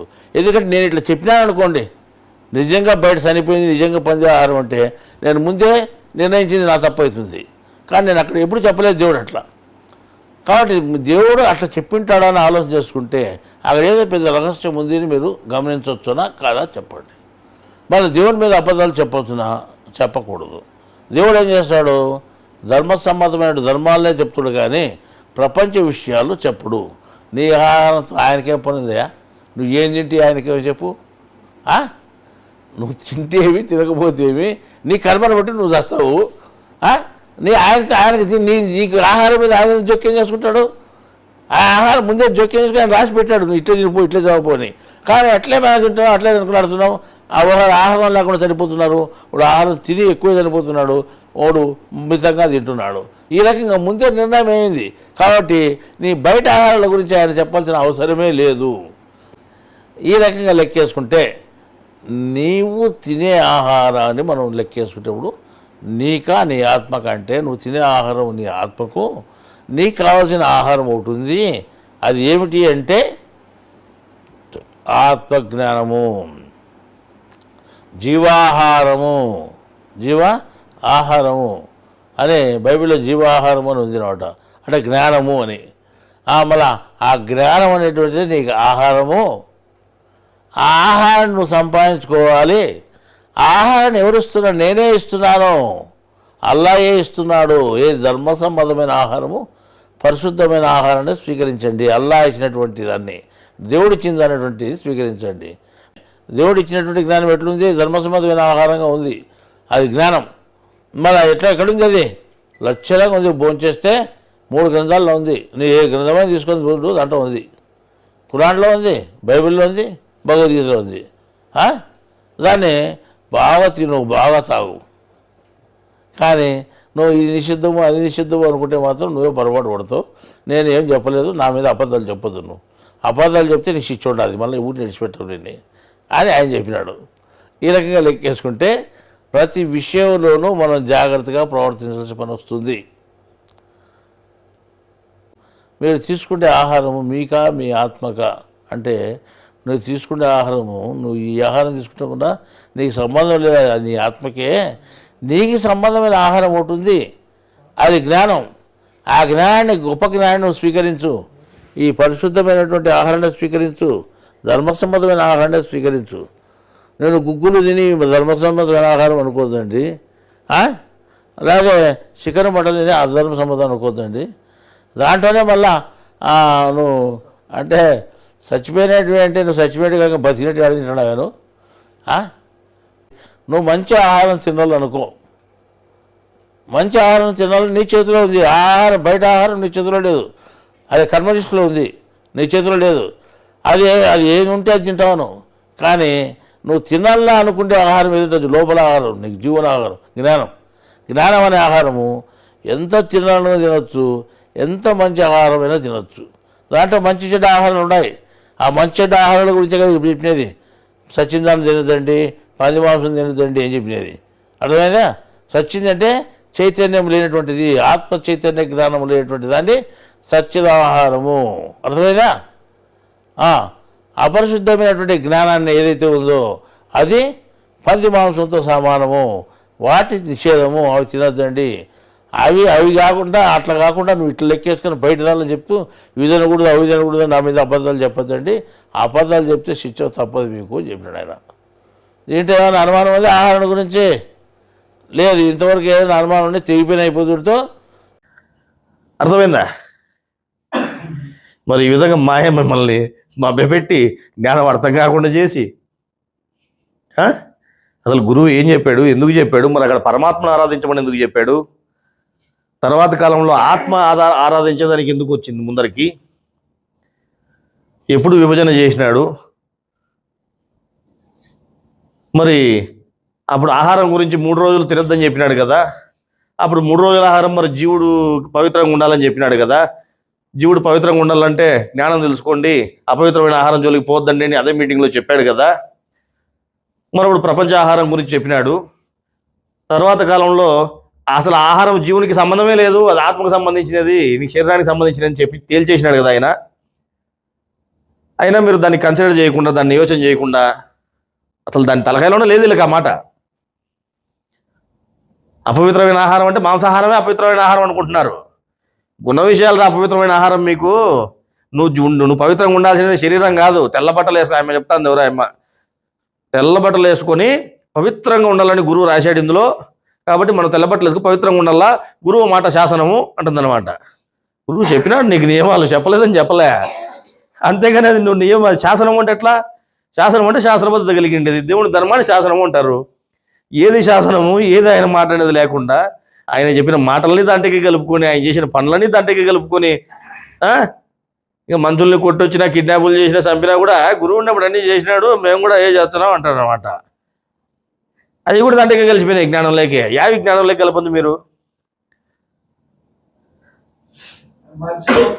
గురువు భూమి మీద ఉన్నప్పుడు ఆయన చేసిన పనులు, ఆయన నివసించిన ప్రదేశాలు, ఆయన మాట్లాడిన భాష, మీరు ఇవన్నీ దేన్ని కన్సిడర్ చేయకూడదు, ముఖ్యంగా పెట్టుకోకూడదు. కేవలం ఆయన చెప్పిన జ్ఞానాన్ని మాత్రమే తీసుకోవాలని చెప్పినది మీకు గ్రంథంలో మీరు చదువుకోలేదా? మరి ఉంది కదా. ఇప్పుడు శాస్త్రబద్ధత అంటే ఎట్ట శాస్త్రబద్ధత? శాసనము అంటే శాస్త్రబద్ధత కలిగిండేది, అది జరిగి తీరేది అని అర్థము. శాపంలాగా జరిగి తీరేది అని చెప్పినారు. మరి గురువు చెప్పినప్పుడు మరి అందరూ జరిగి తీరలేదు కదా. ఏడ జరిగి తీరింది? తిన్నోళ్ళు చాలా మంది ఉన్నారు, బయటికి పోయినాక తినకూడదు అనుకున్నా కూడా తప్పక ఆడ ఏం దొరక్క తిన్నోళ్ళు ఉన్నారు. మరి ఇవన్నీ జరిగి తీరినది ఎట్టయింది? అది శాసనం ఎట్టయింది? ఏది మాట ఏది శాసనం అని అర్థం కాకపోతే ఎట్లా? నీ జ్ఞానం తెలిపే నిమిత్తము, భక్తిలో నిన్ను శ్రద్ధ ఇంకా గట్టిగా నిన్ను చేసే నిమిత్తము, వీడు నేను చెప్పిన మాట వింటాడా వినడా అని నీకు పరీక్ష పెట్టే నిమిత్తము ఆయన కొన్ని నియమాలు, కొన్ని పనులు నీకు చెప్పాడు అనుకో. వాటన్నిటిని నువ్వు ఆ రోజు గొప్పగా ఆయన మీద నువ్వు గొప్ప భావంతో చేస్తే నీకు ఈ సేవగా అన్న మారినాయి. నువ్వు ఈ రోజు దానిలో పట్టుకొని పోతానంటే ఏమన్నా ప్రయోజనం ఉందా మీకు? ఏది ఆయన మాట, ఏది జ్ఞానం అర్థం చేసుకోలేని పరిస్థితుల్లో మీరు ఉన్నారు. ఏమి దీనికి అంత కారణము? అజ్ఞానమే, మాయా ప్రభావము. ఆయన చెప్పిన జ్ఞానాన్ని మేము 1వ క్లాసులోనే కూర్చోంటాం, మాకు 1వ క్లాస్ పాఠాలు మాత్రమే అర్థమైనాయి అనమాట. 1వ క్లాసులో చెప్పిన పాఠాలు మాత్రమే గుర్తున్నాయి. ఇంకా తర్వాత ఆయన 10వ తరగతి వరకు పాఠాలు చెప్పినా కూడా దానితో మాకు పనిలే. మాకు అయ్యింది ఎందుకు? మాకు 1వ తరగతిలో పరమాత్మ ఆరాధించమన్నాడు, మేము పరమాత్మనే ఆరాధించాము అనేవాడు ఒకడుంటే, మాకు 1వ తరగతిలో ఇగో ఆహారం అపవిత్రమైన ఆహారము అని చెప్పి మాంసాహారాన్ని చూపించినాడంట. తర్వాత తరగతుల్లో పోయినాక ఒరే ఆహారం 2 రకాలు ఉందిరా, అదే అపవిత్రమైనది, అది కాదు, అది శరీరానికి సంబంధించింది, దాంట్లో పవిత్రమైనది ఏది లేదు, అపవిత్రమైన ఆహారం అంటే తలకాయలో ఉంది నీకు అని తర్వాత కాలంలో చెప్పినది అయినా ఆడపోయినా గాలికి. మేము 1వ తరగతిలోనే కూర్చుంటాము. అందుకే ఏం చెప్పినారు వీళ్ళని? అల్ప బుద్ధి గల వాళ్ళు అని చెప్పినారు. దైవజ్ఞానంలో విచక్షణ అనేది అవసరం. గీటురాయి విచక్షణ అనేది ఏమన్నారు? గీటురాయిని విచక్షణ అన్నారు. వీళ్ళ దగ్గర జ్ఞానం ఉంది కానీ గీటురాయి లేదు. అది కూడా ఇంకొకటి కూడా ఏం చెప్తున్నారు? పగులుపూట భార్యాభర్తలు కలుసుకోకూడదంట. ఎవరు చెప్పినారు మీకు? ఆ దైవ గ్రంథంలోనే కొట్టేసినారు దాన్ని. అది చెప్పిన నిద్రకు సంబంధించిన విషయం అది. ఆత్మను ప్రకృతి ఏకమయ్యేటువంటి విషయం గురించి చెప్పినారండి నిద్రలో ఆడ. అంతేగాని మీరు శరీర భార్యాభర్తల గురించి చెప్పలేదు అని ఆడ ఖండిస్తే మళ్ళీ దాన్ని కూడా వీళ్ళు మాట్లాడతారు. ఎంత అజ్ఞానంలో ఉన్నారు మళ్ళా.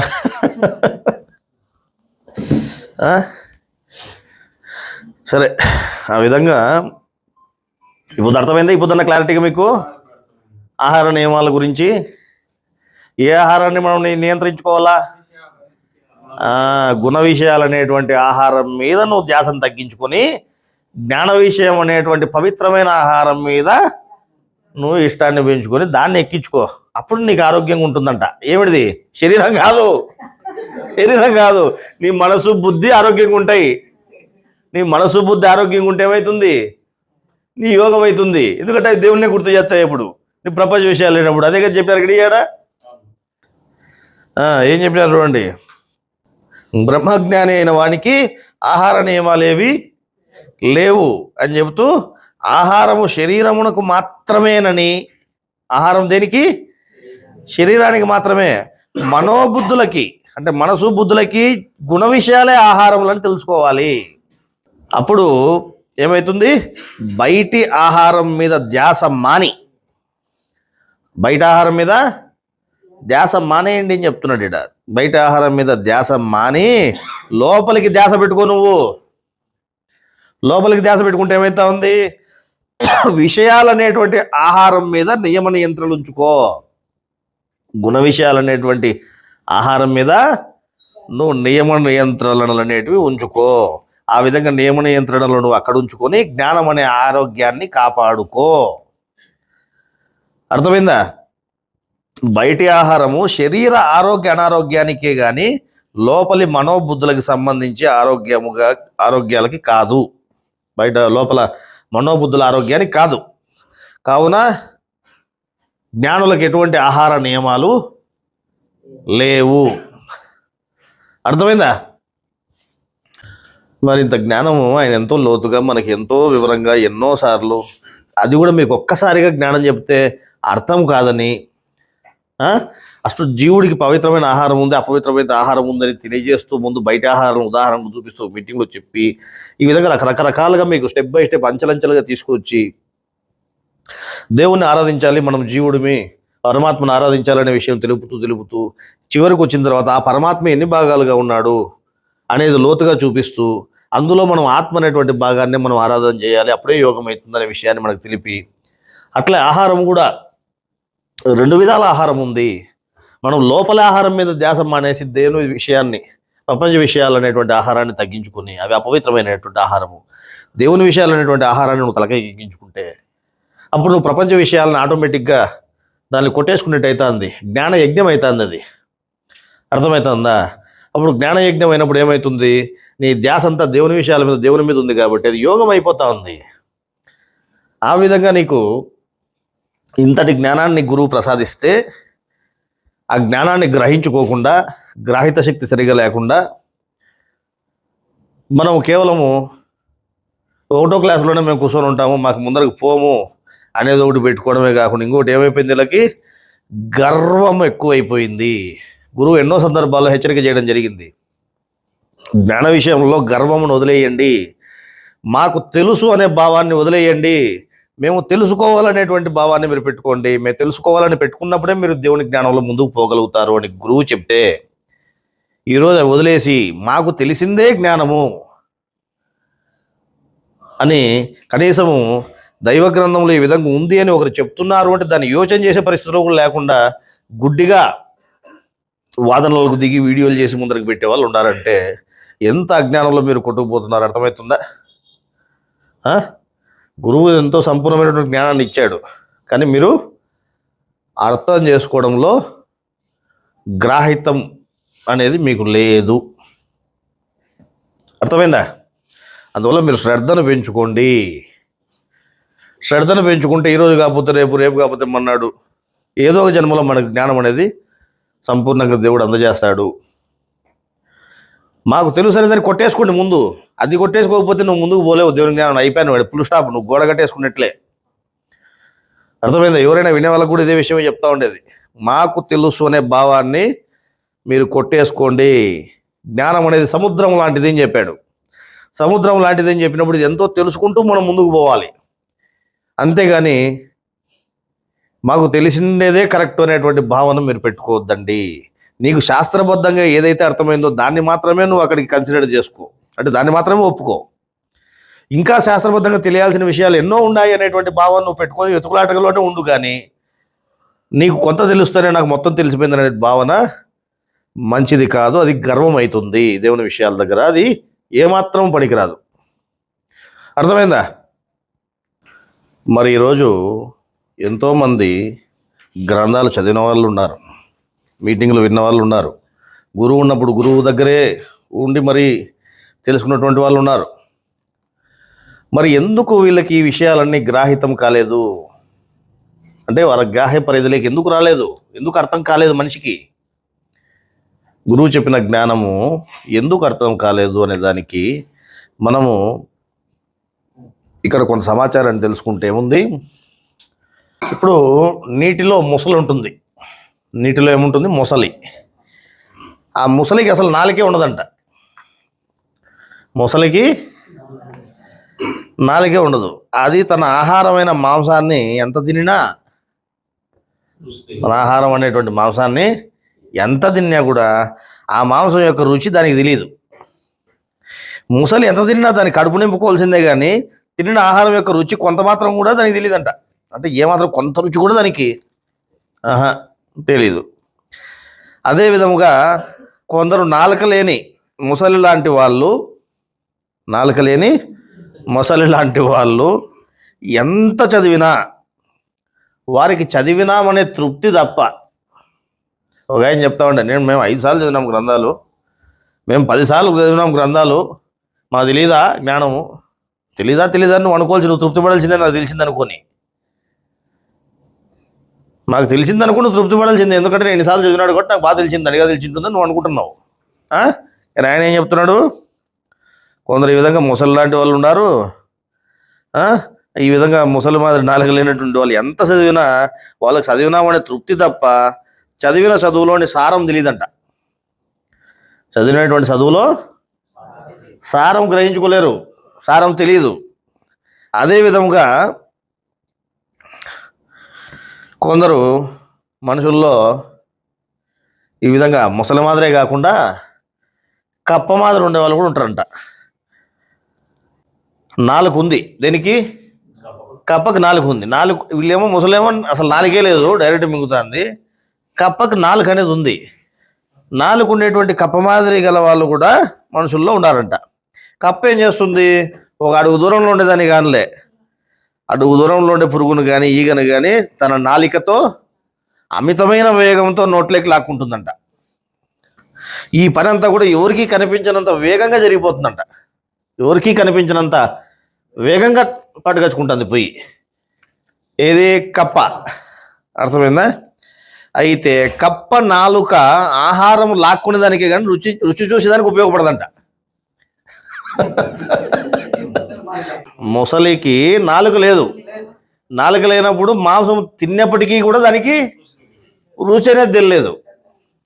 కానీ ఇక్కడ కప్పకేమో నాలుక ఉంది. నాలుక ఉన్నా కూడా దాని రుచి చూసేదానికి లేదంట, దానికి రుచి చూసేదానికి ఉపయోగపడదంట అసలు.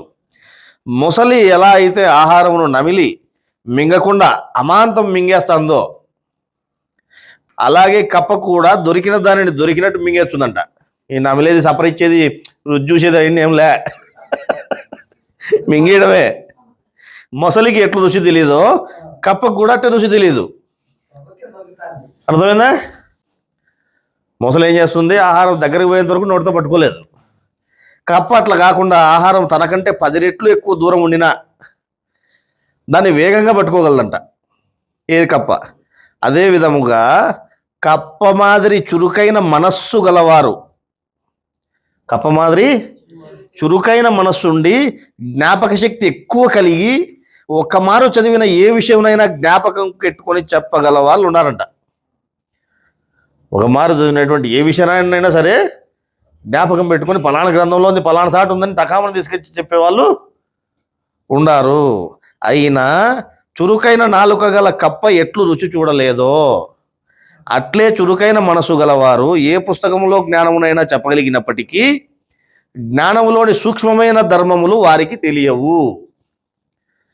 జ్ఞానంలోని సారాంశం తెలియదు, సూక్ష్మమైన ధర్మాలు వాళ్ళకి తెలియవు. జ్ఞానం తెలుసు, జ్ఞానం ఏడేముంది, ఏ గ్రంథంలో ఉంది, ఏదైనా తెలుసు, కానీ దాంట్లోని సారాంశం తెలియదు. ఇప్పుడు ఏమైనారు? ముసలి లాంటి వాళ్ళు ఉన్నారు, కప్ప లాంటి వాళ్ళు ఉన్నారు. ముసలి లాంటి వాళ్ళేమో వాళ్ళు చదువుతారు, ఎన్నిసార్లు చదువుతారు గ్రంథాలు. వాళ్ళు 10 సార్లు మొత్తం గ్రంథాలని 100 గ్రంథాలు 10 సార్లు చదివినా కూడా ఏమవుతుంది? వాళ్ళకు చదివినామనే తృప్తి తప్ప అందులో సారం వాళ్ళకి తెలియదు. వీడు చురుకైన మనస్సు ఉండేవాడు ఉన్నాడు కదా, ఎవరు? కప్ప మాదిరి చురుకైన మనస్సు ఉండేవాళ్ళు. వీళ్ళు ఏ విషయంలోనే, ఏ గ్రంథంలోని విషయంలో టకామని తీసుకొచ్చి చూపేంతటి పట్టుకొచ్చి ముందరకు పెట్టేంతటి జ్ఞప్తి వీళ్ళకు ఉంది, జ్ఞాపక శక్తి. అయినా అందులోని సారాంశం వీళ్ళకి అర్థం కాదంట.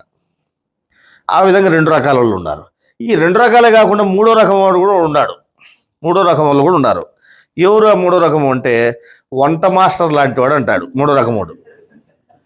వంటలు వండేవానికి అన్ని రకాల వంటల రుచి తెలిసి ఉంటుంది, అంతే కదా. వంటలు వండేవానికి ఏమవుతుంది, అన్ని రకాల ఇది ఎట్లా ఇట్లా ఉంటుంది, ఎట్లా యా రుచి వస్తుంది, ఏం రుచి ఉంటుంది అనేది మొత్తం దాని విషయం అంతా తెలిసి ఉంటుంది దానికి. వంట మాస్టర్ను ఒక వంట విషయం గురించి అడిగితే దానిని తినకున్నా సరే, దానిని వాడు తినకపోయినా సరే ఇట్లుంటుందని చెప్పగలడు. అర్థమైందా? వంటల మాస్టరు పప్పు, సాంబారు, తాలింపుల రుచి ప్రస్తుతం తినకున్నా కూడా అతను చెప్పగలిగినట్లు, తినకుండా కూడా చెప్తాడు కదా అతను ఇట్లుంటుంది అని. అట్లాగే కొందరు 3 మతముల గ్రంథములలో ఏ ధర్మములు ఉన్నాయో సులభంగా చెప్పగలరంట. ఒక మారు వండినంత మాత్రాన వండిన వానికి దాని రుచి తెలిసిపోయినట్లు ఒక మారు చదివినంత మాత్రాన అందులోని ధర్మములు ఏంటో వాళ్ళకి తెలిసిపోతుందంట.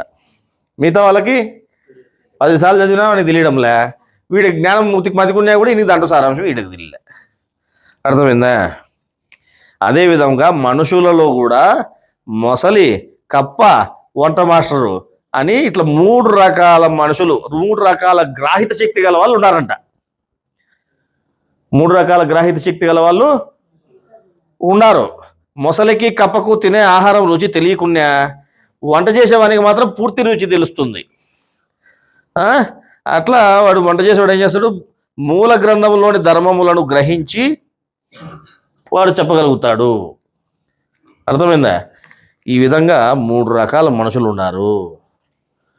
అందువల్ల వీళ్ళకి 1వ క్లాస్ పాఠాలు అర్థమైనాయి తప్ప మిగతాది జ్ఞానం ఏముందని గ్రహించుకోలేకపోతున్నారు వాళ్ళు. ఏది శాసనము, ఏది శాసనం కాదనేది కూడా అర్థం కాకుండా ఉంది వాళ్ళకి. గురువు మాట శాసనం అంతే. గురువు మాట శాసనం అంటే గురువు జ్ఞానం శాసనం. గురువు చెప్పిన జ్ఞానం శాసనం అవుతుంది కానీ గురువు మాట శాసనం కాదు. శాసనం అంటే శాస్త్రబద్ధమైనది, జరిగి తీరునది. ఆ అర్థం కూడా తెలియకుండా మాట్లాడుతున్నారు ఈ రోజున. అంటే వీళ్ళకి గ్రాహిత శక్తి లేదు. పోనీ మాకు తెలియదు అనుకుంటారా? మేము గ్రంథాలు చదివినాం కదా, మేము 10 సార్లు చదివినాం కదా, లేకపోతే మాకు ఏ గ్రంథంలో ఏముండేది కూడా మాకు తెలుసు కదా, కాబట్టి మా ఇంత తెలిసినోడు కూడా లేడు. ఈ గర్వం అన్నమాట. ఈ గర్వం అనేది ముందరకు రావడం వల్ల ఏమవుతుంది, మొదటికే గోడ కట్టేసుకొని కూర్చున్న పరిస్థితులకి వెళ్ళిపోతున్నారు. జ్ఞానంలో ముందుకు పోలేకపోతున్నారు. అర్థమైందా? సరే, దీనికి అంత కారణం ఎవరు కారణం దీనికి? ఈ విధంగా గ్రాహ్య శక్తి లేకపోవడము, సరిగా గ్రహించుకోలేకపోవడము, మనుషులకి ఈ విధంగా తప్పుగా అర్థం కావడం. గురువు ఒకటి చెప్పింటే ఇంకొక విషయం దాన్ని తప్పుగా అర్థం చేసుకునేదానికి కారణం ఎవరు? మాయా.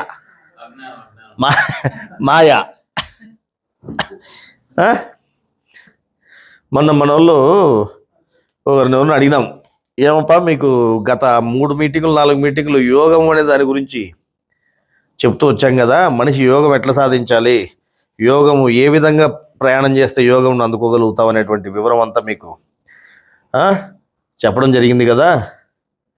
మీ మనస్సు, బుద్ధి యొక్క జ్ఞప్తి అంతా దేవుని మీద కలిగి ఉండే విధానం ఎట్లుంది, ఏం కథ అనేది కూడా మీకు తెలియజేయడం జరిగింది కదా. మరి మీరు ఎవరైనా యోగ సాధన చేసినారా, యోగంలో ఉండారా, యోగిగా మారినారా, కనీసం యోగ సాధన చేస్తున్నారా అని అడగడం జరిగింది. దానికి వీళ్ళు ఏం చెప్పినారు అంటే, ఎవరు చెప్పింది మీరేనా? ఎవరో చెప్పినారు మీరే. ఏం చెప్పినారు? మాకు మతికున్నంతసేపు మేము యోగ సాధన చేస్తున్నాము, మతికున్నంతసేపు బాగానే ఉంటుంది, గుణాలు పనిచేసినప్పుడు మాత్రం ఎత్తిపోతుంది అన్నారు. గుణాలు పనిచేసినప్పుడు ఏమవుతుంది? గుణాలు పనిచేసినప్పుడు ఎత్తిపోతుందంట. ఏం ఎత్తిపోతుందంటే దేవుడు మతికి రాకుండా పోయినాడంట. మరి దేవుడి మతి రాకుండా ఏం మతికి వచ్చిందంటే మాయ మతికి వచ్చిందంట. ఇది ఎక్కడి చిత్రం? ఆయనేమో ఎల్లవేళలో నాకు చెప్తే కలిగి ఉండండి, నువ్వు నిల్చుండినా, కూర్చుండినా, పడుకుండినా, నువ్వు ఎటువంటి పరిస్థితుల్లో ఉన్నా, అంటే నువ్వు ఏ క్లిష్టమైన పరిస్థితుల్లో ఉన్నా నీ జ్ఞప్తితో నా మీదే ఉండాలా, నీ మనసు బుద్ధి నాకే సమర్పించు అని ఆయన చెప్తే వీళ్ళేమంటున్నారు, వీళ్ళకంతా బాగుండేంతసేపు ఏమో దేవుడికి మట్టుకున్నాడు, తర్వాత గుణాలు పనిచేస్తానే దేవుడు మర్చిపోయి మాయ మర్తుకొచ్చింది అనమాట. దెబ్బకు మాయ గుర్తొచ్చింది. ఎట్లా మరి పరిష్కారం? ఒక ఆయన ఎవరో దాంట్లో మన రైతవాణి పాటలు పెడతారు కదా, దాంట్లో ఒక ఆయన పోస్టర్ వేసినాడు అనమాట. ఏమని? ఆ పాటలకు సంబంధించి ముందర 10 మంది 12 మందిని పెట్టి 12 గుణాలు, మంచి గుణాలు చెడు గుణాలు 12 గుణాలు పెట్టి ఈయన గుర్రం మీద పోయి యుద్ధం చేయడానికి పోతున్నాడు అనమాట. జీవుడు జ్ఞానం అనే ఖడ్గం పట్టుకొని యుద్ధం చేయడానికి పోతున్నాడంట. మరి గుణాలతో యుద్ధం చేసి ఏం చేయాలి? గుణాలతో యుద్ధం చేసి ఏం చేయాలా? జయించాలా? చదివింది నీకు అయ్యపనేడా? గుణాలతో యుద్ధం చేసి గుణాలను జయించుతారు అనుకోవడము నీ మూర్ఖత్వమా లేక సాధ్యమయ్యే పనేనా? అది నీకు 1వ క్లాసులో చెప్పిన పాఠమా లేక 10వ క్లాసులో చెప్పిన పాఠమా? నీ గుణ విషయాల మీద ధ్యాసం తగ్గించుకోమన్నాడు కానీ గుణాలతో యుద్ధం చేయమని నీకు కత్తి పట్టుకుని యుద్ధం చేయమని చెప్పినాడా? సరే, ఒకవేళ మనము అసలు మనకి జ్ఞానం అర్థం కావాలా, అర్థం కాలేదంటే మాయ పనిచేసింది అనేవాళ్ళు ఉన్నారు. సరే, ఇందాక ఆయన యోగం గురించి అడుగుతేనేమో ఆ యోగం బాగా గట్టిగా మేము ప్రాక్టీస్ చేయొచ్చనే కూడా గుణాలు పనిచేస్తేనే అది ఎత్తిపోతుంది, మాయ గుర్తుకొచ్చింది. ఇంకా అంటే గుణాలు పనిచేస్తానే ఏమవుతుంది? మాయ అనుకుంటున్నాడు ఇంకైనా. ఆ విధంగా యోగం ఆచరిస్తున్నారంటే గుణాలు మతికొచ్చినప్పుడు మాయ పనిచేస్తూ ఉంది, అందువల్ల మేము ఆచరణ చేయలేకపోతున్నాము, యోగిగా మారలేకపోతున్నాము అంటున్నారు. ఇప్పుడు ఏ మనిషికైనా గుణాలు పని చేయని మనిషి ఎవడన్నా ఉన్నాడా భూమి మీద? చెప్పండి.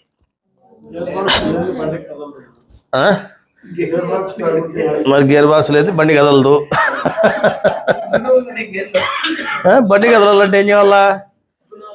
గుణాలు ఉండాలా. గుణాలు పనిచేస్తేనే మనిషి మనుగడ సాగించేది, అవునా కదా? మరి గుణాలు పనిచేయని మనిషి ఎవడన్నా ఉన్నాడా? భూమి మీద గుణాలు పనిచేయని మనిషే లేడు. జ్ఞానికి పనిచేయడం లేదా?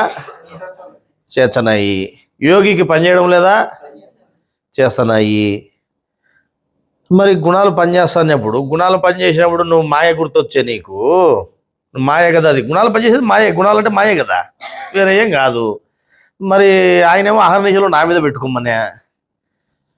అహర్నిశలు నా మీద పెట్టుకున్నా, మీరు నీ మనసు బుద్ధి అంతా నాకే సమర్పించు, నన్నే నమ్ముకో, నా మీదే పెట్టుకుని ధ్యాస అంతా అన్నాడు. ఆయన మీద ధ్యాస పెట్టుకుందాం అనుకుంటేనేమో మధ్యలో ఈ గుణాలు అడ్డం వస్తున్నాయి.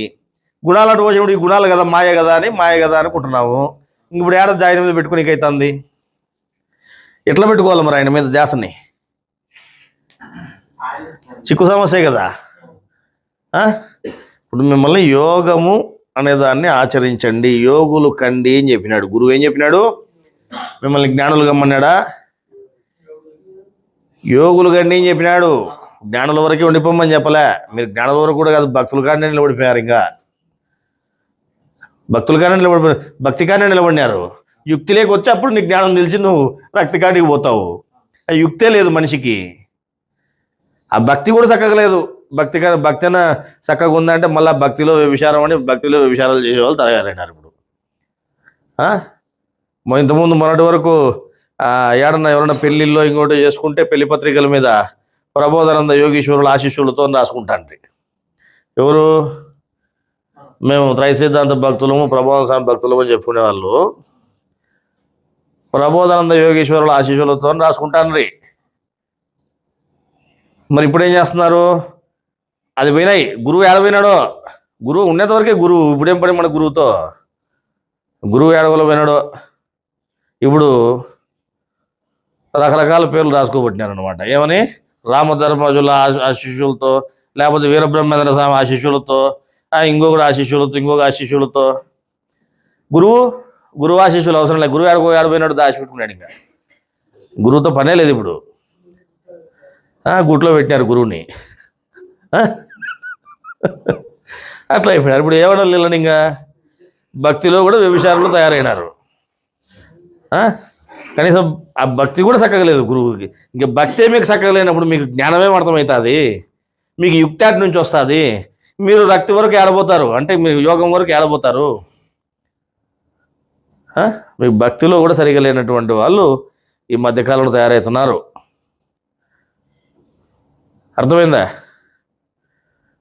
అందువల్ల ఇప్పుడు మనం భక్తిలో సరిగా ఉండి జ్ఞానం సరిగ్గా గ్రహించుకొని దాన్ని ఆచరణలోకి పెట్టుకుంటే అప్పుడు యుక్తిగా నువ్వు నడుచుకున్నట్టు అవుతుంది. అంటే ఏది సరైన జ్ఞానము అని అర్థం చేసుకుని సరైన విధానంలో నడుచుకుంటే నువ్వు అప్పుడు యుక్తిగా నడుచుకున్నట్టు అవుతుంది. అప్పుడు నువ్వు రక్తి వరకు పోగలుగుతావు, యోగం వరకు పోగలుగుతావు. ఇప్పుడు మేము మీకు యోగం వరకు పోండి అని చెప్పని మేము ఏం చేసాము, గత 4 మీటింగుల వరకు వరుసగా యోగం గురించి తెలుపుతూ స్టెప్ బై స్టెప్ చెప్తూ వచ్చాము. అందులో కర్మయోగ విధానం గురించి క్షుణ్ణంగా తెలిపాము. భక్తి యోగం గురించి కూడా ఎవరో క్వశ్చన్ అడుగుతూ దాని గురించి కూడా వివరం తెలపడం జరిగింది. భక్తి యోగం అంటే మీకు అహర్నిశలో అవకాశం రాదు, అందులో యోగ భ్రష్టత అనేది కూడా ఉంది, అది కష్టమైనటువంటిది. మీ కర్మయోగం అనేది ఎల్లప్పుడూ నువ్వు చేయగలవు. నువ్వు కూర్చున్నా పడుకునే ఎటువంటి పరిస్థితుల్లో ఉన్నా సరే కర్మయోగం అనేది ఆచరణ చేయొచ్చు. నీ మనసు బుద్ధి నాకే సమర్పించడం, నీ మనోజ్ఞప్తి అంతా ఆయన మీద పెట్టుకొని చెప్పినాడు. నీ మనసు ఏ జ్ఞప్తిని అయితే బుద్ధికి అందిస్తూ ఉందో బుద్ధి అదే జ్ఞప్తినే జీవునికి చూపిస్తూ ఉంది. కాబట్టి అక్కడ ఏమవుతా ఉంది, ప్రపంచ విషయాల మీద ధ్యాసం తగ్గించుకొని, అంటే అపవిత్రమైనటువంటి ఆహారం మీద కాకుండా ఈ జ్ఞానాహారం మీద నువ్వు దృష్టి పెట్టుకున్నప్పుడు దైవ జ్ఞప్తినే నిలుపుకోగలుగుతున్నావు అని మనం చెబితే ఈ బుద్ధి ఏమంటున్నారు, మధ్యలో ఈ అపవిత్రమైనది కనిపించిందంట ఆహారం. అంతే కదా, గుణాలు పనిచేసినాయి. గుణాలు పని చేయకుండా ఎవరికైనా ఉంటాయా? గుణాలు పని చేయని మనిషి లేడు. అర్థమైందా? ఒక మనిషికి మంచి ఆలోచన వచ్చిందనుకో, ఒకరిని చూస్తే జాలి కలిగిందనుకో, లేదా దయ కలిగిందనుకో, అదేమవుతుంది, మంచి గుణం పనిచేసినట్టు అవుతుంది. మంచి. అదే ఒకరిని చూస్తే అసూయ కలిగిందనుకో, ద్వేషం కలిగిందనుకో, అదేమవుతుంది, చెడు గుణం పనిచేసినట్టు అవుతుంది. నీకు ఏదో ఒకటి కలగల, నువ్వు అటో ఇటో ఏదో ఒకటి ఉంటుంది నీకు. ఇది లేదంటే అది ఉంటుంది, అది లేదంటే ఇది ఉంటుంది. న్యూట్రల్గా ఉండేవాడు ఎవడు లేడు. అవునా కదా? మనిషికి ఏ గుణం పనిచేయకపోతే వాడు నీకు జననం అయితే ఈ ప్రపంచం సాగదు. ప్రపంచం సాగేదే గుణాల మీద. అర్థమైందా? అంటే ఈ జగత్తంతా సాగుతూ ఉందంటే, ఈ విధంగా మరణించడం పుట్టడం అనే ఈ జగత్ అనేది నడుస్తూ ఉందంటే దానికి కారణమే గుణాలు, మాయ. గుణాలు లేకుండా మరి ఏది లేనప్పుడు నువ్వు అహర్నిశలు ఏ విధంగా పెట్టుకోవాలి? అందుకనే గురువు ఏం చెప్పాడు అంటే, మనిషి దేవుని జ్ఞానం తెలుసుకుంటే సరిపోదంట. దేవుని జ్ఞానం కంటే ముందు ప్రకృతి జ్ఞానం తెలుసుకోవాలని చెప్పారు. అంటే మాయకు సంబంధించిన జ్ఞానం తెలుసుకోవాలని చెప్పారు. ఒక చోట ఎక్కడో ప్రశ్న కూడా ఉంటుంది, అది ఇక్కడ గ్రంథము, జ్ఞానములలో ఏ జ్ఞానము గొప్పది, జ్ఞానములలో ఏ జ్ఞానం గొప్పది అని అడిగితే దానికి జవాబు ఏం చెప్తున్నారు, ప్రకృతి జ్ఞానము. ఏ జ్ఞానం గొప్పది? ప్రకృతి జ్ఞానము. దేవుని జ్ఞానం గొప్పదని చెప్పినారా? ప్రకృతి జ్ఞానం గొప్పది అని చెప్తున్నారు. ప్రకృతి సంబంధ జ్ఞానము అంటే ప్రపంచ విషయాలని అనుకోవద్దండి, ప్రపంచ విషయాలని అనుకోకూడదు. ప్రకృతి జ్ఞానము అంటే ప్రకృతి జనితములైన గుణములను గురించి, గుణముల సమ్మేళనమైన మాయను గురించి అని చెప్పని తెలుసుకోండి. ఇప్పుడు చెప్పండి, ఏ జ్ఞానం గొప్పది? మాయా జ్ఞానము గొప్పది అని చెప్పినాడు. అర్థమైందా? అందువల్ల నువ్వు దేవుని మార్గంలో ముందరకు పోవాలంటే మాయను గురించి తెలియనిదే నువ్వు మాయను జయించి నేను ముందరకు పోతాను దేవుని దగ్గరికి అంటే అది నీతో అయ్యే పని కాదు అని చెప్తున్నారు ఇక్కడ. దేవుణ్ణి తెలియాలంటే, దేవుని జ్ఞానం అర్థం కావాలంటే ముందు మాయను జయించవలసి ఉంటుంది. అంటే మాయను గురించి నువ్వు సంపూర్ణంగా తెలుసుకోవాల్సి ఉంటుంది. అర్థమైందా? మాయ దుస్సాధ్యమైనది కనుక దేవుణ్ణి నమ్మువాడు ముందు మాయను గురించి పూర్తి తెలియకుండా కేవలము దేవుణ్ణి గురించి తెలియవాలనంటే అది జరిగే పని కాదు. నీకు మాయను గురించి నువ్వు పూర్తిగా తెలుసుకోకుండా నేను దేవుని జ్ఞానం మాత్రం తెలుసుకుంటాను, నేను దేవుని గురించే తెలుసుకుంటాను అంటే అది అయ్యే పని కాదు అని చెప్తున్నారు. అందువలన ముందు తెలియవలసిన జ్ఞానం ఏదో అదే మనిషికి గొప్ప జ్ఞానముగా ఉంది. భూమి మీద చాలామంది మాయా జ్ఞానాన్ని వదిలి నేరుగా దైవ జ్ఞానాన్ని ఆశ్రయించినారంట. మాయా జ్ఞానంతో మాకేం పనిలే, ముందు దైవ జ్ఞానం తెలుసుకుంటే సరిపోద్దని నేరుగా దేవుని జ్ఞానం తెలుసుకుంటారంట. అయినా వారికి దేవుని జ్ఞానం అర్థం కాకుండా పోయిందంట. అయినా కూడా వాళ్ళకి దేవుని జ్ఞానం అనేది అర్థం కాకుండా పోయిందంట. భూమి మీద ఉన్న వాళ్ళందరికీ కూడా అదే విధమైన పరిస్థితి ఉంది. మాయను గురించి తెలుసుకోకపోవడం వల్ల ఈరోజు ఎవరికి కూడా దేవుని జ్ఞానము సరిగా అర్థం కావడం లేదు, మనకైనా బయట ఉండేటువంటి మతాలలో ఉండేటువంటి వాళ్ళకైనా. అర్థమైందా? ప్రకృతిని గురించి ఎప్పుడైతే నువ్వు మాయను గురించి తెలుసుకోలేదో సరిగా, మాయను గురించిన జ్ఞానం నువ్వు చెప్పుకోకుండా నువ్వు డైరెక్ట్గా దేవుని జ్ఞానాన్ని చెప్పుకుంటూ పోతే వాళ్ళందరూ కూడా జ్ఞానం అర్థం కాకుండా మాయలోనే చిక్కుకుపోయారు అని చెప్పారు. మాయ కరుణించనిదే దేవుని వాక్యం ఎవరికి అర్థం కాదు. అయిపోయిందా? మాయ కరుణించనిదే దేవుని జ్ఞానం ఎవరికి అర్థం కాదు. ఇది శాసనం. అర్థమైందా? యాది శాసనము? ఇది శాసనం. శాసనం అంటే అర్థం తెలీదు, ఏది శాసనము తెలీదు, శాసనం గురించి మాట్లాడతారు వీళ్ళు. అందువల్ల ఎంతో అనుభవం ఉన్న జ్ఞాని యోగి అయిన వేమన యోగి కూడా తన పద్యంలో ఏం చెప్పినాడు? పతి ఒప్పుతే సత్య ఒప్పుతుంది అని చెప్పినాడు. అంటే పతికి నువ్వు ఇష్టడు అయితే అప్పుడు నువ్వు సత్యం ఒప్పుకుంటుంది. సత్యం ఒప్పుకుంటేనే నీకు జ్ఞానం ముందు దేవుని దగ్గర పోగలుగుతావు, లేకపోతే పోవు. అందుకు ఆయన ఏం చెప్పినాడు? సత్యం ఒప్పుకుంటే సత్యం ఒప్పుకుంటుంది అని చెప్పింది. దానికి దేవుడు ఒప్పుకుంటేనే దేవుని అనుమతితో దేవునికి సత్యమైన మాయ జ్ఞానాన్ని అర్థమయ్యేటట్టు చేస్తుందంట మనిషికి. పతి సతి ఇద్దరి సహకారం ఉంటేనే మనిషికి జన్మరాహిత్యం ఏర్పడుతుంది. అందువలన దేవుని జ్ఞానం అర్థం కావాలంటే ముందు మాయా జ్ఞానము తెలియవలెను. అర్థమైందా? దేవుని జ్ఞానం అర్థం కావాలంటే ముందు మాయా జ్ఞానమునే తెలియవలెను. దేవుని జ్ఞానము కంటే మనిషికి మాయా జ్ఞానము చాలా కష్టమైనది. మాయా జ్ఞానాన్ని అర్థం చేసుకోవడము, తెలుసుకోవడము చాలా కష్టమైనది. మాయ విధానం శరీరంలో ఎలా ఉన్నదని తెలియకుండా బయట మేము దేవుని విశ్వసించాము, దేవుని భక్తులము అను వారికి ఇంతవరకు దేవుని జ్ఞానమే అర్థం కాలేదు. ఏ విధముగా ఒక మనిషికి తల్లి తండ్రి ఎంత ముఖ్యమో, ఒక మనిషికి తల్లి తండ్రి ఇద్దరు ముఖ్యమే కదా, అట్లా ఏ విధంగా తల్లి తండ్రి ఎంత ముఖ్యమో అదే విధముగా మనిషికి ప్రకృతి దేవుడు ఇద్దరు ముఖ్యులే. నువ్వు దేవుడిని ఉన్నప్పుడు కూడా నాకు అమ్మతో పని లేదు, నాకు మాయతో పని లేదు, లేదు మాయతో యుద్ధం చేస్తారంట వాళ్ళు. అవి ఏం పెట్టాడు? ఖడ్గం పట్టుకొని యుద్ధం చేస్తాడంట. ఏంది యుద్ధం చేసేది? నువ్వు నీ జ్ఞానం అర్థమయ్యేటట్టు చేయాలంటే మాయ కరుణించని నీకు జ్ఞానం అర్థమవుతుంది. నేను నీతో యుద్ధం చేస్తా అంటే మాయ నీకు జ్ఞానం అర్థమయ్యేటట్టు చేస్తుందా? మరి ఆ కత్తితోనే పొడిచింది. ఇప్పుడు వచ్చేదేముంది? అదే కత్తితోనే మాయ ఇళ్ళను పొడిచింది అనమాట. పీ చేతులు పీక్కుంది. నువ్వేంద్ర నా దగ్గర తట్టు పొడిచేదని. అందుకు గుణాల్లో పడి నకలాడుతున్నారు జ్ఞానం అర్థం కాక. అట్టున్నారనమాట. ఇప్పుడు ఏమర్థమైంది మీకు? ప్రకృతి జ్ఞానమే చాలా ముఖ్యమైనది, పెద్దది మాయ జ్ఞానము. అందువల్ల మీరు మాయని గురించి సంపూర్ణంగా తెలుసుకోనిది దేవుని మార్గంలో ముందుకు పోలేరు.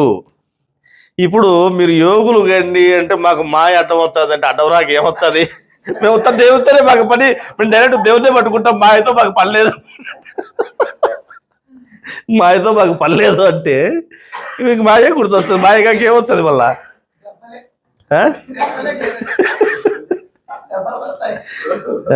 అది పరిస్థితి. అందువల్ల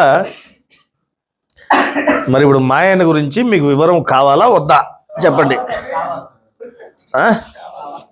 కావాలా? మనకు దేవుని జ్ఞానం కదా కావాలా? మాయతో మనకేం పని ఉంది? లేదు లేదు, కావాల్సిందినా? మీకు బుద్ధి గుణానుసారిని అనేది అర్థమైంది కదా?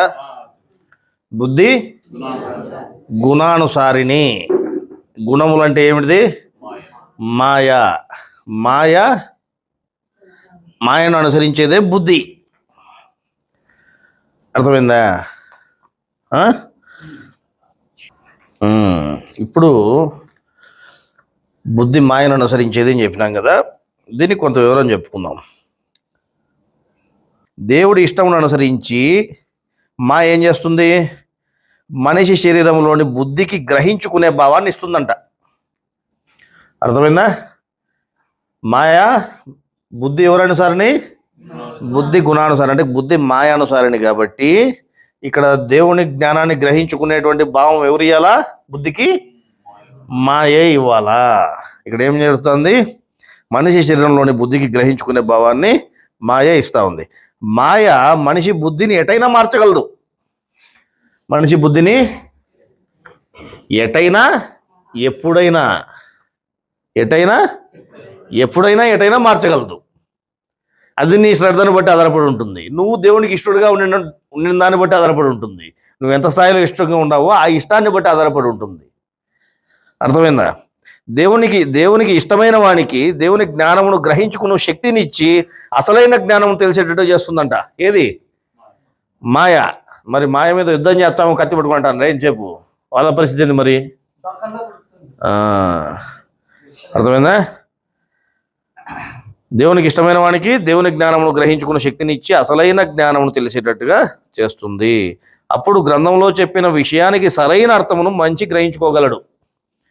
ఎప్పుడు? మాయ అర్థమయ్యేటట్టు చేయొచ్చు నీకు. సంపూర్ణమైన జ్ఞానం కూడా కాగలడు. దేవునికి ఇష్టం లేని వానికి బుద్ధికి గ్రహించుకున్న శక్తిని మార్చి, బుద్ధికి గ్రహించుకునే శక్తి ఉంటుంది కదా, దాన్ని మార్చేసి ఉన్నది ఉన్నట్టు అర్థం కాకుండా ఉన్నది వేరొక విధంగా అర్థమయ్యేటట్టు కూడా మాయ చేస్తుందంట. అర్థమైందా? అందువల్ల దేవుని జ్ఞానము సక్రమంగా అర్థమైనట్లు చేయమని, దేవుని జ్ఞానాన్ని సక్రమంగా అర్థమయ్యేటట్టు చేయాలని మనము కోరుకోవాలా. ఎవరిని కోరుకోవాలా? మాయని కాదు స్వామి, దేవుని కోరుకోవాలి. నువ్వు ఏడ దొరికినావు స్వామి? నువ్వు దేవునికి సక్కగా మాయ కోరుకుంటాడట. మాయ చేతిలోనే ఉంది. మాయే చేసేది. మాయ డైరెక్ట్గా చేస్తుంది, వడుతూ చేస్తుందా? మాయను వడుతూ చేస్తుందా? పచ్చి ఒప్పుకుంటే చేస్తుంది. దేవుడు నిన్ను ఒప్పుకుంటే అప్పుడు నీకు అర్థమయ్యేటట్టు చేస్తుంది మాయ అర్థమయ్యేటట్టు చేస్తుంది కదా. నేను మాయనే కోరుకుంటా అంటే అయిపోయి మాయనే ఆరాధించానట్టు మొన్న ఎవరు చెప్తాడు. మన మాయని ఆరాధించబద్ది కదా అని.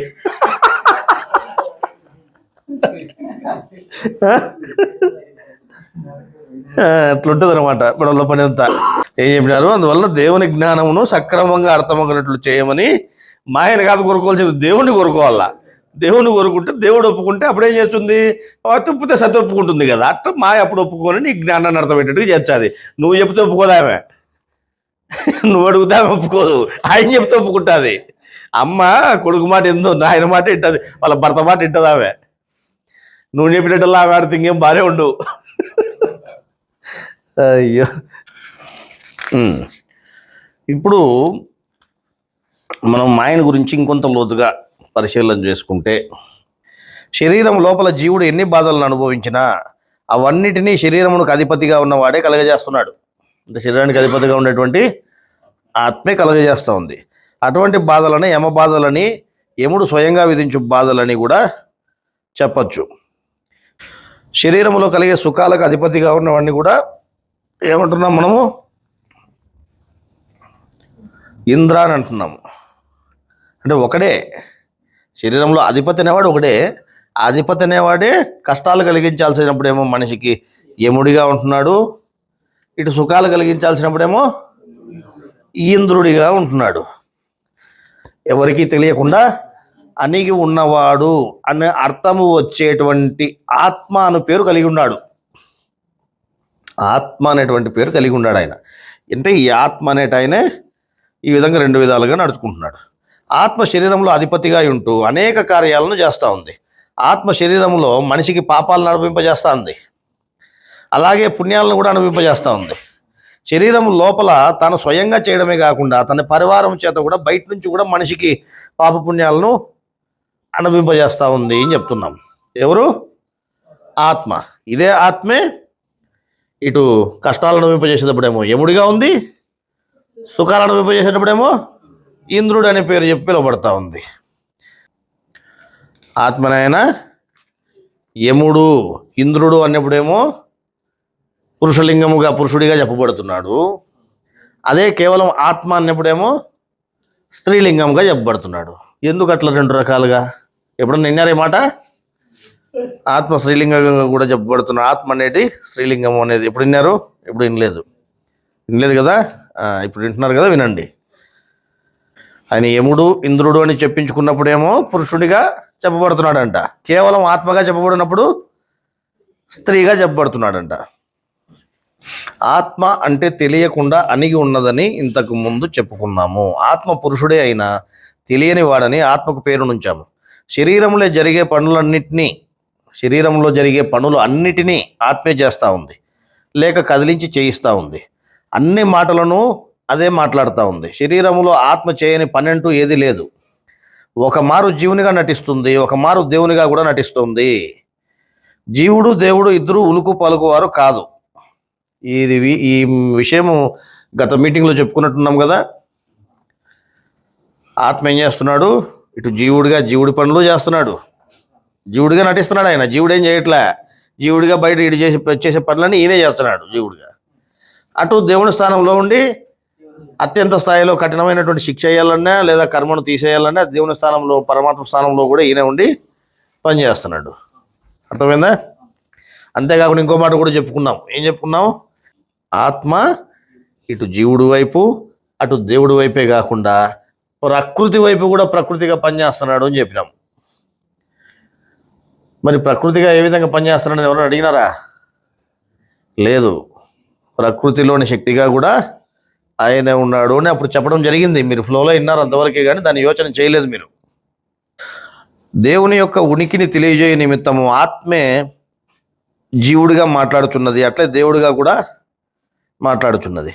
వారు చేసినట్లే అందరినీ నమ్మించి పనులు చేస్తూ ఉన్నది. శరీరంలో అణిగున్న ఆత్మ ఎవరికి అంతుబట్టనిదై, ఎవరికి అర్థము కానిదై జీవునిగా దేవునిగా నటిస్తున్నది. దాని వలన దానిని నటించే ఆత్మ అని మరొక మారు ఆడించే ఆత్మ అని కూడా చెప్పాము. యముడు ఇంద్రుడు ఎవరో కాదు, శరీరంలోని ఆత్మేనని చెబుతున్నాము. శరీరంలోని ఆత్మ ఏం చేస్తున్నాడు? ఇటు జీవుడిగాను నటిస్తున్నాడు, అంటే జీవుడి పనులన్నీ చేస్తూ జీవుడిగానే బయట చలమణి అవుతున్నాడు. బయటంతా జీవుడు ఏమనుకుంటాడు? నేనే చేశాను అనుకుంటాడు. వాస్తవంగా ఇది చేయట్లా. జీవుడు చేసిన పనులను ఎవరు చేస్తున్నారు? ఆత్మే చేస్తూ ఉంది. అటు దేవుని స్థానంలో కూడా ఆయనే ఉండి పరమాత్మగా కూడా చేయాల్సిన పనులు కూడా ఆయనే చేస్తున్నాడు. మరి ఇంకోవైపు ప్రకృతిని గురించి కూడా, ప్రకృతి వైపు కూడా పనులు చేస్తున్నాడని చెప్పాము గతంలో. దానికి ముందు ఏమైనా ఉందేమో చూద్దాం. అంటే ఈ విధంగా ఆయనకి ధర్మములు అనేటివి లేవు. పరమాత్మకి ఏ విధంగా అయితే ప్రాథమిక ధర్మములు అంటే రూపనామ క్రియారహితుడు అనేటువంటి ఒక ధర్మాలు ఏర్పరచుకున్నాడో అటువంటి ధర్మాలు ఈయనకి ఏవి లేవు. ఈయనకు తెలియబడే ధర్మాలు ఉన్నాయి, కానీ నియమాలు అనేటువంటి ధర్మాలు ఏవి ఈయనకు లేవు. లేని దానివల్ల ఆయన ఏం చేస్తున్నాడు? ఇటు జీవుడి వైపు నటిస్తున్నాడు, అటు దేవుడిగా నటిస్తున్నాడు, ఇంకోవైపు ప్రకృతిగా నటిస్తున్నాడు. అందుకే ఆయన గురించి ఏం చెప్పారు? ఆడించే ఆత్మ, నటించే ఆత్మ అని చెప్పారు. ఇటు యముడుగా నటిస్తున్నాడు, అటు ఇంద్రుడిగా కూడా నటిస్తున్నాడు. ఇప్పుడు అసలు విషయంలోనికి వస్తే, మీరు యోగిగా మారండి, యోగము ఆచరణ చెయ్యండి అంటే ఏం చెప్తున్నారు? యోగిగా మారమంటే అర్థం ఏంటి? ఏ విధంగా మారాలి? నీ మనస్సు యొక్క జ్ఞప్తిని ఎల్లప్పుడూ దేవుని మీదే కలిగి ఉండు అని చెప్పినాం మనం. ఎల్లప్పుడూ నీ మనసు బుద్ధిలో దేవుణ్ణే పెట్టుకో, దేవుణ్ణే కలిగి ఉండు అని చెప్పినాం. మీరేమంటున్నారు? మంచి విషయాలప్పుడేమో దేవుడు గుర్తున్నంతసేపు గుర్తుపెట్టుకున్నాము, ఏదైనా ఒకటి మీద చెడు గుణాలు పనిచేసినాయి అనుకో సక్మనింగా వెంటనే మాయ పనిచేసింది, గుణాలు పనిచేసినాయి అంటున్నారు. అంటే మీకు జ్ఞప్తి ఏమవుతుందాడా? దేవుని మీద నుంచి పక్కకు పోయి వరవరవర ఇది పొరపాటురా, ఇది మాయ పనిచేసింది అనుకుంటున్నావు నువ్వు. ఎప్పుడైనా సరే పక్షము ఉంటుంది, ప్రతిపక్షము ఉంటుంది. నీకు గుణాలు పనిచేయకోకుండా ఉండాలంటే అవుతుందా? నువ్వు జ్ఞానికైనా పనిచేస్తాయి, మామూలు రోడ్డు మీద పోయిన వానికి పనిచేస్తాయి, జ్ఞానికి పనిచేస్తాయి గుణాలు, యోగికైనా పనిచేస్తాయి గుణాలు. గుణాలు పనిచేయకుండా ఎవరికి ఉండవు. గుణాలు పనిచేయకుండా ఉండవు. వాడు దానిలో ధ్యాస లేకుండా పోతున్నాడు, ధ్యాసను తీసేసుకుంటున్నాడు. ఆడు చెప్పింది అదే కదా, అది అపవిత్రమైన ఆహారము, దాని మీద నీ ధ్యాసను లేకుండా చేసుకొని చెప్పినాడు. అంతవరకే కానీ అవి నీకు తీసుకొచ్చి ముందర పెట్టకుండా ఉంటాయని చెప్పలేదు. అర్థమైందా? అట్లాగే నువ్వు ఇప్పుడు అక్కడ ఏమనుకుంటున్నావు? ఇది మాయా అనుకుంటున్నావు. నీ గుణాలు పనిచేసినట్టునే నువ్వేమనుకుంటున్నావు? గుణాలు ముందుకు వచ్చినట్టునే వరే ఇది చెడాలోచన వచ్చింది నాకు, ఇది గుణం చెడు గుణం ఏదో పనిచేసింది, మాయ పనిచేసింది. అంతసేపు నువ్వు దేవుడి మీద జ్ఞప్తి పెట్టుకోనికి ప్రయత్నం చేసినోడివి. అప్పుడు ఏమవుతుంది? గుణం పనిచేసినట్టునే నాకు మాయ పనిచేసింది అనుకుంటున్నావు. అవునా కాదా? సరే, ఇప్పుడు అసలు మాయ అనేది దాని గురించి ఏంటి అని మనం గమనిస్తే, మాయా అంటే ఏమని చెప్పారు? ప్రకృతికి ఉన్నటువంటి బయట ఏదైతే అచల ప్రకృతి ఉందో ఆ ప్రకృతికి ఉన్నటువంటి శక్తే మాయ రూపంలో, గుణాల రూపంలో ఉంది మాయగా. చెప్పినారా లేదా? ఇప్పుడు సృష్టి ఆదిలోకి పోదాము. సృష్టి ఆదిలో మొట్టమొదట దేన్ని సృష్టించాడు దేవుడు? మొట్టమొదటి ప్రకృతిని సృష్టించాడు. అర్థమైందా? మరి ప్రకృతి అప్పుడు ఎలా ఉంది? ఎలా ఉంది ప్రకృతి? ప్రకృతి జడముగా ఉంది, దానికి చైతన్యం లేదు. ఈ ప్రకృతికి చైతన్యం చేయడానికి ఏం చేసినాడు? ఆత్మను సృష్టించాడు.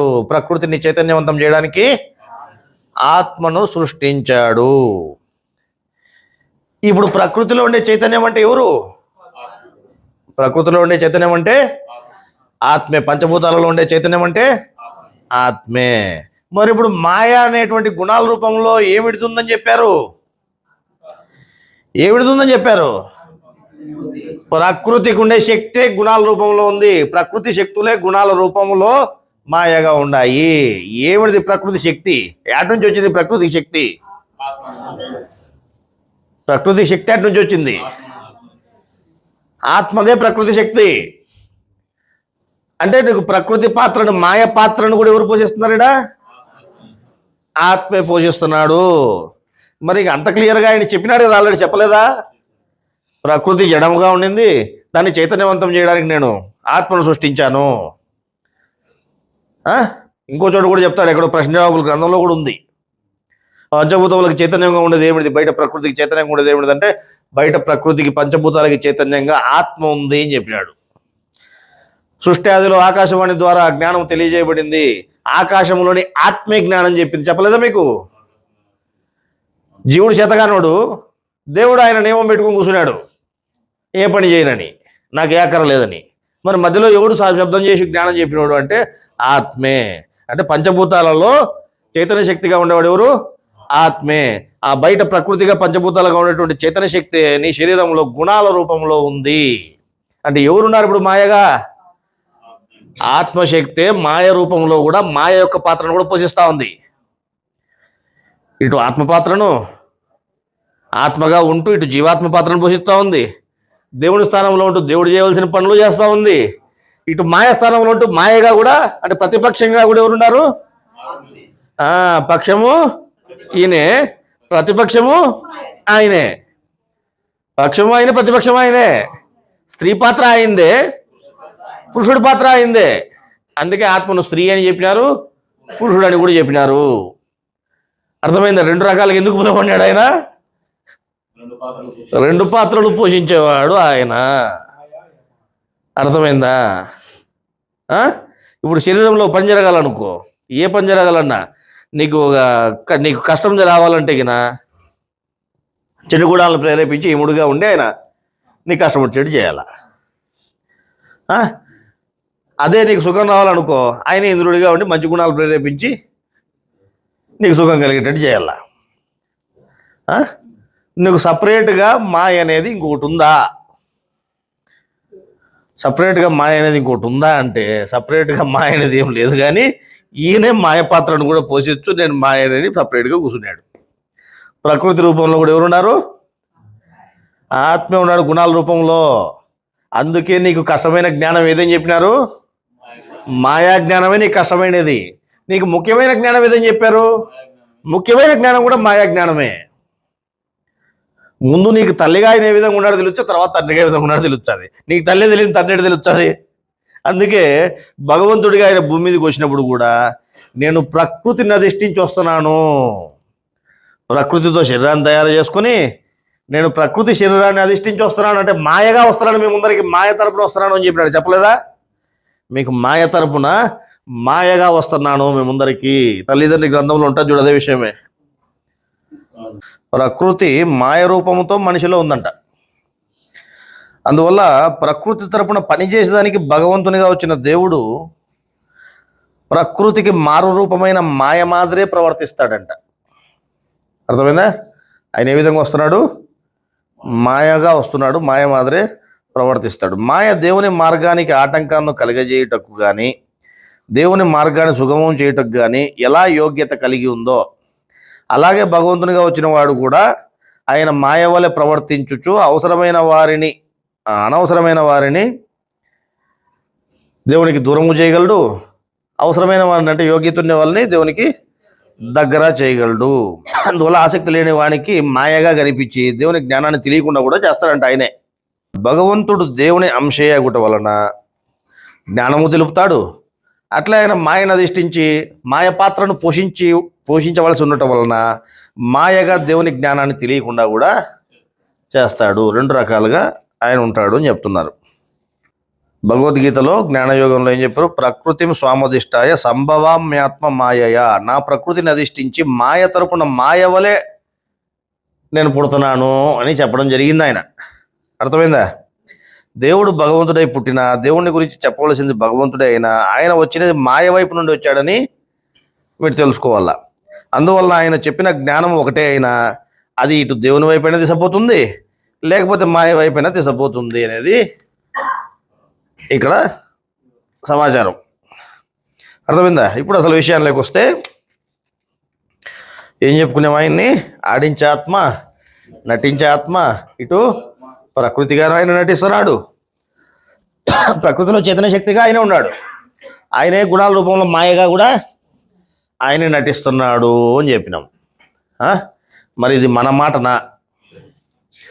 మన మాటనా అంటే దానికి ఇంకా ఆయన ఎక్కడైనా ఏం చెప్పాడో చూద్దాం. ఆత్మ శరీరంలో జీవుడున్న చోటే ఉంటూ జీవునికి తెలియకుండా మసులుతూ తాను పని చేస్తున్నా సరే జీవుడే చేస్తున్నట్టు భ్రమింపజేస్తుందంట.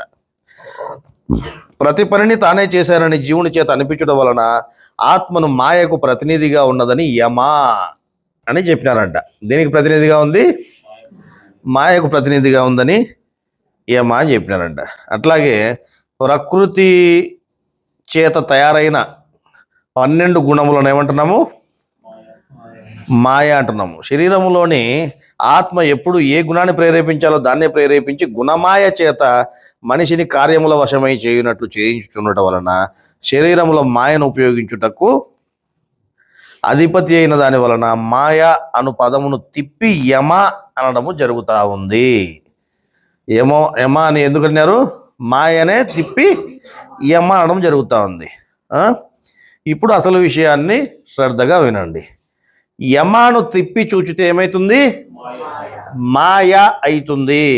అందువలన శరీరములో దేవునిగానే కాకుండా మాయగానున్నవాడు కూడా ఆత్మే. అర్థమైందా?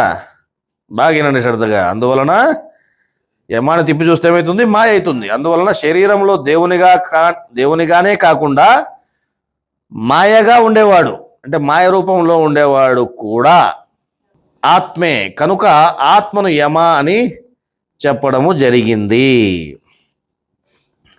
అర్థమైందా?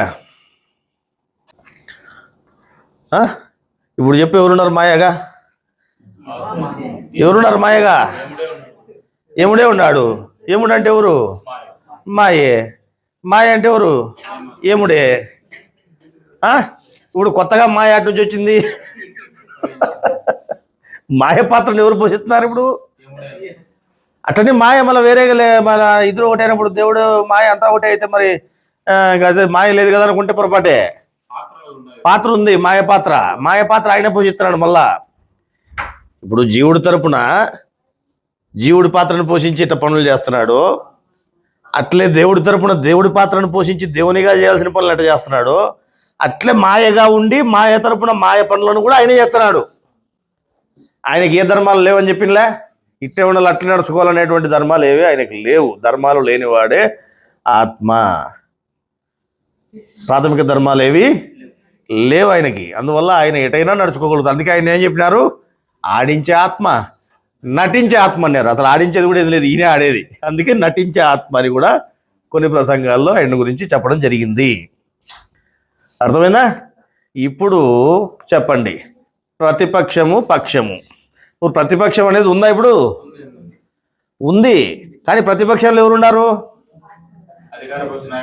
అధికార పక్షంలో ఎవరైతే ఉన్నాడో ప్రతిపక్షంలో కూడా ఆయనే ఉన్నాడు. ఇప్పుడు నీకు ఆలోచనలన్నీ బాగుండని చెప్పు ఆయన జ్ఞానాన్ని గుర్తు చేసినంతసేపు నాకు ఇంద్రుడు గుర్తు చేస్తున్నాడు, లేకపోతే ఆత్మ దేవుడిని గుర్తుపెట్టుకొని ఒక చెడు ఆలోచన వస్తానే అబ్బా మాయ పని చేసింది. ఏడ పని చేసింది? మాయ పని చేసిందా ఇప్పుడు?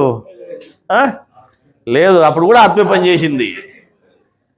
నీకు ఎప్పుడు పని చేసినా పనిచేసేది ఆత్మే, మాయ రూపంలో ఉండి పనిచేసింది. ఎటైతే ఉంది నీకు పనిచేసినోడు ఎవడు? ఆత్మే. అందువల్ల నువ్వు ఈ వివరాన్ని అంతా, మాయకు సంబంధించిన సంపూర్ణ సమాచారాన్ని అంతా తెలుసుకుంటే ఏమవుతుంది, నువ్వు యోగం ఆచరణ చేసేటప్పుడు నేను బాగా గుర్తుపెట్టుకుంటే అబ్బా గుణం పనిచేసా, అబ్బా మాయ గుర్తుకొచ్చా, అప్పుడేమవుతుంది, గుణం పనిచేసినప్పుడు కూడా ఆ గుణంలో కూడా ఎవరిని చూస్తావు? ఆత్మనే చూస్తావు. అప్పుడు నువ్వు ఎల్లవేళ దేవుడు ఏదైతే చెప్పినాడో కర్మయోగము, ఎల్లవేళ అహర్నిశలు నా యందు నీ మనసు బుద్ధి ఉంచు, లగ్నం చెయ్యి అని చెప్పిన మాట, ఎప్పుడు జ్ఞప్తి ఉంచుకో అన్న మాట, నీకు ఆ జ్ఞప్తి నిలబడుతుంది. లేదంటే ఏమవుతుంది, ఇది వేరేదనుకుంటావు. ఇంతసేపు నేను దేవుని జ్ఞప్తి పెట్టుకొని ఉన్నాను, ఇప్పుడు వచ్చినది దేవుని జ్ఞప్తి కాదు, ఇది గుణము మాయా అని నువ్వు అనుకుంటున్నావు. మాయ పేరు చెప్పి నేను మోసం చేస్తున్నాడు ఆయన. చేసినాడో లేదు చెప్పు. చేస్తే ఏమైంది, నువ్వు మోసపోయి ఒరొరు మాయ పని చేసింది అనుకున్నావు. ఇంకేడపోయింది, ఇంక యోగంగా అన్ని తిప్పాయాడ. అందువల్ల నువ్వు ముందు తెలుసుకోవాల్సింది మాయని గురించి తెలుసుకుంటే సంపూర్ణంగా, అప్పుడు దేవుడు అర్థమవుతాడు, నీకు దేవుని జ్ఞానం అర్థమవుతుంది అని చెప్పారు. అప్పుడు నీకు యోగం అనేది కుదురుతుంది. నీకు జ్ఞాన విషయము మతికున్నంతసేపు దేవుడు, లేదా మంచి గుణాలు పనిచేసేంతసేపు దేవుడు, చెడు గుణాలు పనిచేస్తానే మాయ అనుకుంటే గోవిందా. ఈడ పక్షము ప్రతిపక్షము రెండిట్లోనూ ఆట అయిందే. ఆ విషయం నువ్వు తెలుసుకొని, నువ్వు ప్రతిపక్షము పనిచేసినప్పుడు కూడా ఈయనరా అనేది గుర్తుపెట్టుకుని ఉండాలా, పక్షం పనిచేసినప్పుడు కూడా ఈయనరా అనేది గుర్తుపెట్టుకుని ఉండాలా. నువ్వు అది లేకపోతే ఏమవుతుంది, దైవ విషయాలు ఉండేంతసేపు దేవుని గుర్తుపెట్టుకుని ఉంటావు, ప్రపంచ విషయాలు ఎప్పుడైతే నీకు ముందరకు వస్తానే అబ్బా మాయ పని చేసింది అంటావు. నీకు మాయ లేదు, ఆడ కూడా మాయ పాత్రలో పనిచేసేవాడు ఈయనే అనేది నీకు గుర్తుంటే ఏమవుతుంది, ఎల్లవేళలా నువ్వు జ్ఞప్తి కలిగి ఉండేదానికి అవకాశం దొరుకుతుంది. అర్థమైందా? ఇప్పుడు కన్నా ఆచరణ చేయండి స్వామి, యోగులు కండి, కర్మయోగులు కండి. ఇప్పుడు కన్నా ఇంతకంటే ఎవడు చెప్పడు మీకు, అన్ని రకాలుగా చెప్పినాము. అర్థమైందా? మీకు ఏడైతే అడ్డం వచ్చింది అనుకుంటున్నారో, ఏదైతే అడ్డం వస్తుంది అనుకుంటున్నారో మాయ అని, ఆ మాయగా కూడా ఎవరు ఉన్నారో కూడా చెప్పినాం. ఇప్పుడన్నా ఎల్లవేళలా ఆయన మీద జ్ఞప్తి కలిగి ఉండేదానికి ఆస్కారం పెట్టుకోండి. నీకు ఈ వివరం తెలియనప్పుడు ఏమవుతుంది, గుణం పనిచేసినప్పుడు ఏమనుకుంటున్నావు, మాయ పనిచేసింది అనుకుంటావు. ఇప్పుడు గుణం పనిచేస్తే ఏమవుతుంది, నువ్వు చెడు గుణం కానీ, మంచి గుణం కానీ, చెడు ఆలోచన కానీ, మంచి ఆలోచన కానీ, ఏదైనా ఎవరు గుణాల రూపంలో ఉండి, మాయ రూపంలో ఉండి పనిచేసేవాడు ఎవరు? ఈయనేల వెనక నుండి చేస్తాడు దాన్ని నాకు తెలుసులేండి. నువ్వు ఆయన మీద జ్ఞప్తి కలిగి ఉంటావు, అప్పుడు నీకు యోగం అవుతుంది. అది లేకపోతే నీకు యోగం కాదు. నువ్వు మాయ అనుకునేంతసేపు నువ్వు ఆ టైం అంతా ఎత్తిపోయి నీకు ఇంకేడు యోగం ఉంది. నువ్వు యోగిగా మారాలంటే, అహర్నిశలు ఎల్లవెల్ల నువ్వు ఆయన మీద నీకు జ్ఞప్తి నిలబడాలంటే, ప్రతి పనిలో నీకు ఆయన గడపరావాలా. నీకు జ్ఞాన విషయాలు ఉన్నప్పుడు ఏమో నీ తలకాయలు ఆయన కనపచ్చి, ప్రపంచ విషయాలు తలకాయలకు వస్తానే మాయ కనపడితే ఎట్లా? అందుకే నీకు మొట్టమొదటి తెలుసుకోవాల్సింది ప్రకృతి జ్ఞానాన్నే, మాయ జ్ఞానాన్నే. ప్రకృతికి అధిపతిగా, ప్రకృతికి చైతన్యముగా ఉండేవాడు ఎవరు అంటే ఆత్మే ప్రకృతికి చైతన్యంగా ఉన్నాడు. ప్రకృతికి ఉన్నటువంటి శక్తులే గుణాల రూపంలో శరీరం లోపల ఉన్నాయి అంటే ఈయనే ఆ పాత్ర కూడా పోషిస్తున్నాడు. ఇక్కడ చెప్పినాడు కదా క్లియర్గా, యమ మాయ. అంతేకాకుండా ఏం చెప్పినాడు, శరీరములో ఆత్మే, ఇటు ఆత్మగాను, ఇటు దేవునిగాను, ఇటు మాయగా కూడా ఆత్మే ఉంది. అంటే యమాగా మాయగా రెండు పాత్రలను ఆత్మే పోషిస్తాను చెప్పలేదా? ఇంక మరి ఇంకెంతకంటే ఏం కావాలా మీకు సాక్ష్యము? అర్థమైందా? అందువల్ల మీరు ఇప్పటి నుంచైనా సరే యోగులుగా మారండి. ఇంకా గురువు ఎంత చెప్పినా ఆయన చెప్పిన దాన్ని మనం అర్థం చేసుకోలేకపోతే ప్రయోజనం ఏముంది? అందుకోసమే మీకు ప్రకృతి జ్ఞానం ముఖ్యమైనది అని చెప్పినారు. ఎందుకంటే ప్రకృతి జ్ఞానం నీకు అర్థం కానంత వరకు నీకు యోగం అనేది కుదరదు. ఆయన ఏం చెప్పినాడు, నా జ్ఞానం అర్థమైతే సమాజం ఏర్పడుతుంది, ఒకరినొకరు సోదరభావంతో చూసుకుంటారు అని చెప్పినాడు. ఎప్పుడు వచ్చా సోదరభావం? వాడు మాయలో ఉన్నాడు ఇంకోటి అనేంత వరకు నీకు సోదరభావం ఎక్కడి నుంచి వచ్చా? ప్రతిపక్షం ఇంకోటి ఉందని నువ్వు అనుకుంటానంత కాలము నువ్వు ఒకే పక్షం అని ఎట్ట అనుకుంటావు? సోదరభావం ఎట్ట వస్తుంది మనిషికి? అన్ని పక్కల ఆట ఆడేవాడు ఈయన అనేది నువ్వు తెలుసుకున్నప్పుడు అప్పుడు నీకు సోదరభావం ఏర్పడుతుంది. తెలియనోడికి వాడికి ద్వేషభావం ఏర్పడచ్చు, గుణాలు పనిచేయచ్చు, అసూయ కలగచ్చు, ద్వేషం కలగచ్చు, ఏదైనా కలగచ్చు. తెలిసినోడికి మిమ్మల్ని ఆడిస్తాడు, వాడు ఎవడు ఆడిస్తాడు మా తెలుసులేరా అనుకుంటావు నువ్వు, అవునా కదా? వాడు మాయలో ఉన్నా కూడా మాయగా ఆడిచ్చాడు కూడా ఆయన ఆడిస్తాడు. ఏం చేస్తావు? అందుకే దేవుడికి తెలియకుండా ఏది జరగదు. ఎందుకు దేవుడికి తెలియకుండా ఏది జరగదు? మాయ మనకు తెలియకుండా చేయొచ్చు కదా అంటే మాయ అనేది సపరేట్గా ఏంది లేదు. ఆ మాయ పాత్రను కూడా ఆయనే పోయిస్తున్నాడు కాబట్టి దేవుడికి తెలియకుండా ఏం జరగదు.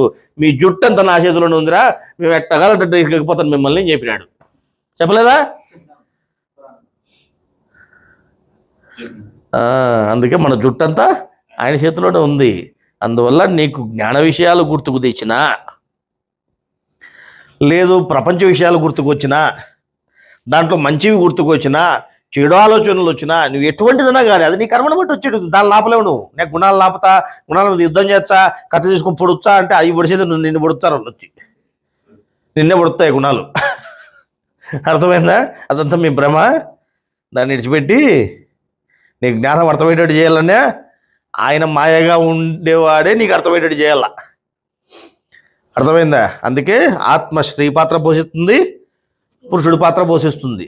అందుకే ఆత్మని యముడు ఇంద్రుడు అన్నప్పుడేమో పురుషలింగంగా చెప్పినారు, ఆత్మ అన్నప్పుడేమో స్త్రీలింగంగా పిలువబడింది అని చెప్పినారు. అర్థమైందా?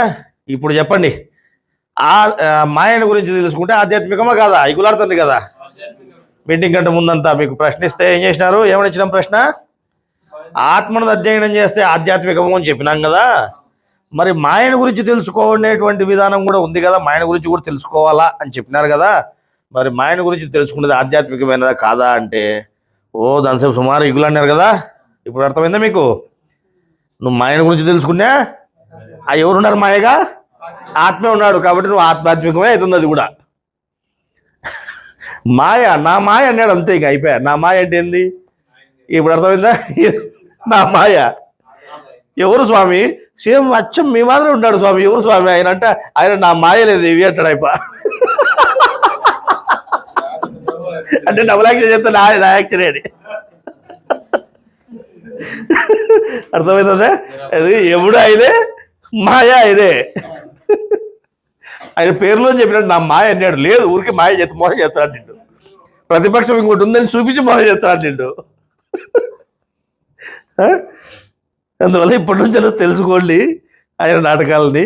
ఇప్పటి నుంచైనా దేవుడి గురించి తెలుసుకొని సరిగా అర్థం చేసుకొని అహర్నిశలో ఆయన మీదే ధ్యాస కలిగి ఉండండి. నాకు మాయ పనిచేసింది, మాయ యాట నుంచి వచ్చింది పనిచేయడానికి, ఆయనే మాయగా ఉన్నాడు. అందువల్ల నీకు గుణాలు పనిచేసినప్పుడు కూడా ఈయనే పనిచేస్తాడని నువ్వు గుర్తుపెట్టుకోవాలా. అర్థమైందా? ప్రతిపక్షం ఏం లేదు, ఉండేది ఒకటే. ఆ ప్రతిపక్షంగా నటించేవాడు కూడా ఆయనే.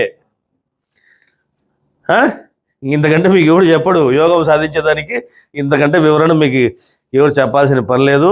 మీకు ఇంకా అరటిపండు వచ్చి నొట్టు పెట్టినప్పుడు మేము యోగం మేము సాధించలేదంటే మీరు శ్రద్ధలోపం అవుతుంది. అందువల్ల మీరు శ్రద్ధను పెంచుకొని, ఇష్టం పెంచుకొని దేవుని మీద, అహర్నిశలు దేవుని మీద శ్రద్ధ, ఆ జ్ఞప్తి కలిగి ఉండడానికి ప్రయత్నం చేయండి.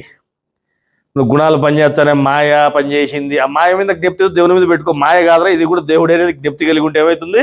గుణాలు పనిచేసి అది చేసినప్పుడు ఆయనే అనేది నీ ముందరకు వస్తుంది. అర్థమైందా? సరే, ఇంతకంటే ఎక్కువ చెప్తే మీకు ఇంకా అజీర్ణం కాదు. కానీ ఈరోజు ఇంతటితో సాధిద్దాము. అందరికీ నమస్కారము. రైట్.